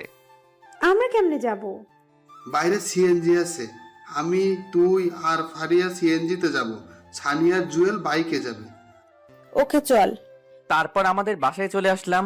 বাবা অনেকগুলো ঝাড়ি দিল, সেগুলো হজম করে আমি গিয়ে রেডি হয়ে স্টেজে গিয়ে বসলাম। তারপর শুরু হলো আমার উপর তৃতীয় বিশ্বযুদ্ধ। একে একে সবাই গায়ে হলুদ দিল, ফটোশুট, এটা সেটা করতে করতে 5টা বেজে গেল। তাড়াতাড়ি গিয়ে ঘুমিয়ে গেলাম। 11টায় ঘুম থেকে উঠলাম। উঠে গোসল করে প্যান্ট শার্ট পরে রেডি হয়ে গেলাম। আম্মা এসে বলল, কিরে পাঞ্জাবি শেরওয়ানি না গায়ে দিয়ে এটা কি দিলি? আরে ওগুলো গাড়িতে থাকবে, ওগুলো গায়ে দিয়ে তন্নিদের বাসায় গেলে সে সব বুঝে যাবে। তোমরা সবাই চলে আসবে, শেরওয়ানি গাড়িতে থাকবে। আমরা গেলাম। এটা কেমন কথা? আর কোনো কথা না বলে আমি, সানি, আইমান, সাদিয়া, ফারিয়া বেরিয়ে গেলাম। একটু পর তন্নিদের বাসায় গেলাম। দেখলাম তন্নির রুমে অনেক ভিড়, মনে হয় ওরে সাজাচ্ছে। আমি, সানি, আইমান বাইরে ঘুরতেছি। সাদিয়া আর ফারিয়া ভিতরে গেল। লোকজন এসে খাওয়া দাওয়া শুরু করে দিল। আমার খিদে লাগছে। এই জুয়েল আয় খেয়ে নি। পাগল নাকি? আমাকে পরে খাওয়ানো হবে। আরে বেটা পরে লজ্জায় খেতে পারবে না, এমন অল্প করে খেয়ে নি। তারপর আইমান আর সানির দুজনের টানাটানিতে খেতে বসলাম। তখন প্রায় 1টা বাজে। আমরা খাইতেছি, এমন সময় দেখলাম ফারিয়া দৌড় দিয়ে আমাদের কাছে আসলো। এসে আমার কানে যা বলল তা শুনেই আমার পায়ের নিচ থেকে মাটি সরে যেতে লাগলো। ফারিয়া বলল, তন্নি নাকি সুইসাইড করেছে, অনেকগুলো মেডিসিন একসাথে খেয়ে ফেলেছে। ভাতের প্লেট রেখে দৌড় দিলাম। ওর রুমে গিয়ে দেখি অনেক মানুষ, ভিড় ঠেলে ভিতরে গেলাম। তাড়াতাড়ি ওরে কোলে নিয়ে হাসপাতালে নিয়ে গিয়ে ইমার্জেন্সিতে পাঠিয়ে দিলাম। চোখ দিয়ে পানি ঝরতে লাগলো। ওরে সারপ্রাইজ দিতে গিয়ে নিজে যে এত বড় সারপ্রাইজ পেয়ে যাব কখনো কল্পনাই করিনি। সানি, আইমান, ফারিয়া, সাদিয়া সবাই আছে। তন্নির আম্মুও অজ্ঞান হয়ে গেছে। একটু পর ভিতর থেকে একটা ডাক্তার আসলো। আমি তাড়াতাড়ি ওনার কাছে গেলাম। আপনার কে হয়? জি, আমার ওয়াইফ। এখন কেমন আছে? এখন চিন্তামুক্ত। ঠিক সময় নিয়ে এসেছেন, সেলাইন লাগিয়ে দিয়েছি। আপনারা চাইলে ভিতরে যেতে পারেন। ধন্যবাদ ডাক্তার সাহেব। ভিতরে গেলাম। তন্নি ঘুমিয়ে আছে। দেখে মনে হচ্ছে একটা নিষ্পাপ ফুটন্ত ফুল ঘুমিয়ে আছে। আমি ওর পাশে বসে মাথায় হাত বুলাইতে লাগলাম। সানি, আইমান, সাদিয়া, ফারিয়া সবাই ছিল। অনেকক্ষণ পর তন্নির জ্ঞান আসলো। ওর চোখ খোলা দেখে আনন্দে চোখে পানি চলে আসলো। এমন করলি কেন? তুই জানিস তোর কিছু হয়ে গেলে আমি নিজেও ঠিক থাকতাম না। বাঁচাইলে কেন আমারে? আমি তো তোর কেউ না। আমার জামাইরে বল আসতে। আরে হারামি, ওই তোর জামাই। মানে? মানে ওর সাথে তোর বিয়ে ঠিক হয়েছিল। কি বলছিস এসব? সত্যি বলছে। তুই একবারও বিয়ের কার্ডটা দেখেছিস? সেখানে তোর আর কার নাম লেখা? তোর কথার আগামাথা আমি কিছুই বুঝতেছি না। তারপর পুরো ঘটনাটা বললাম। তো আমাকে কিছু বলিসনি কেন? সারপ্রাইজ দিতে চেয়েছিলাম। যা হারামি, থাক তুই তোর সারপ্রাইজ নিয়ে। এখানে আসলি কেন? তোদের সাথে কথা নাই। আরে পাগলি, রাগ করিস কেন? জুয়েল, তুই অনেক বড় মাপের হারামি রে। সেটা জেনেও তো প্রেমে পড়ে গেছিস।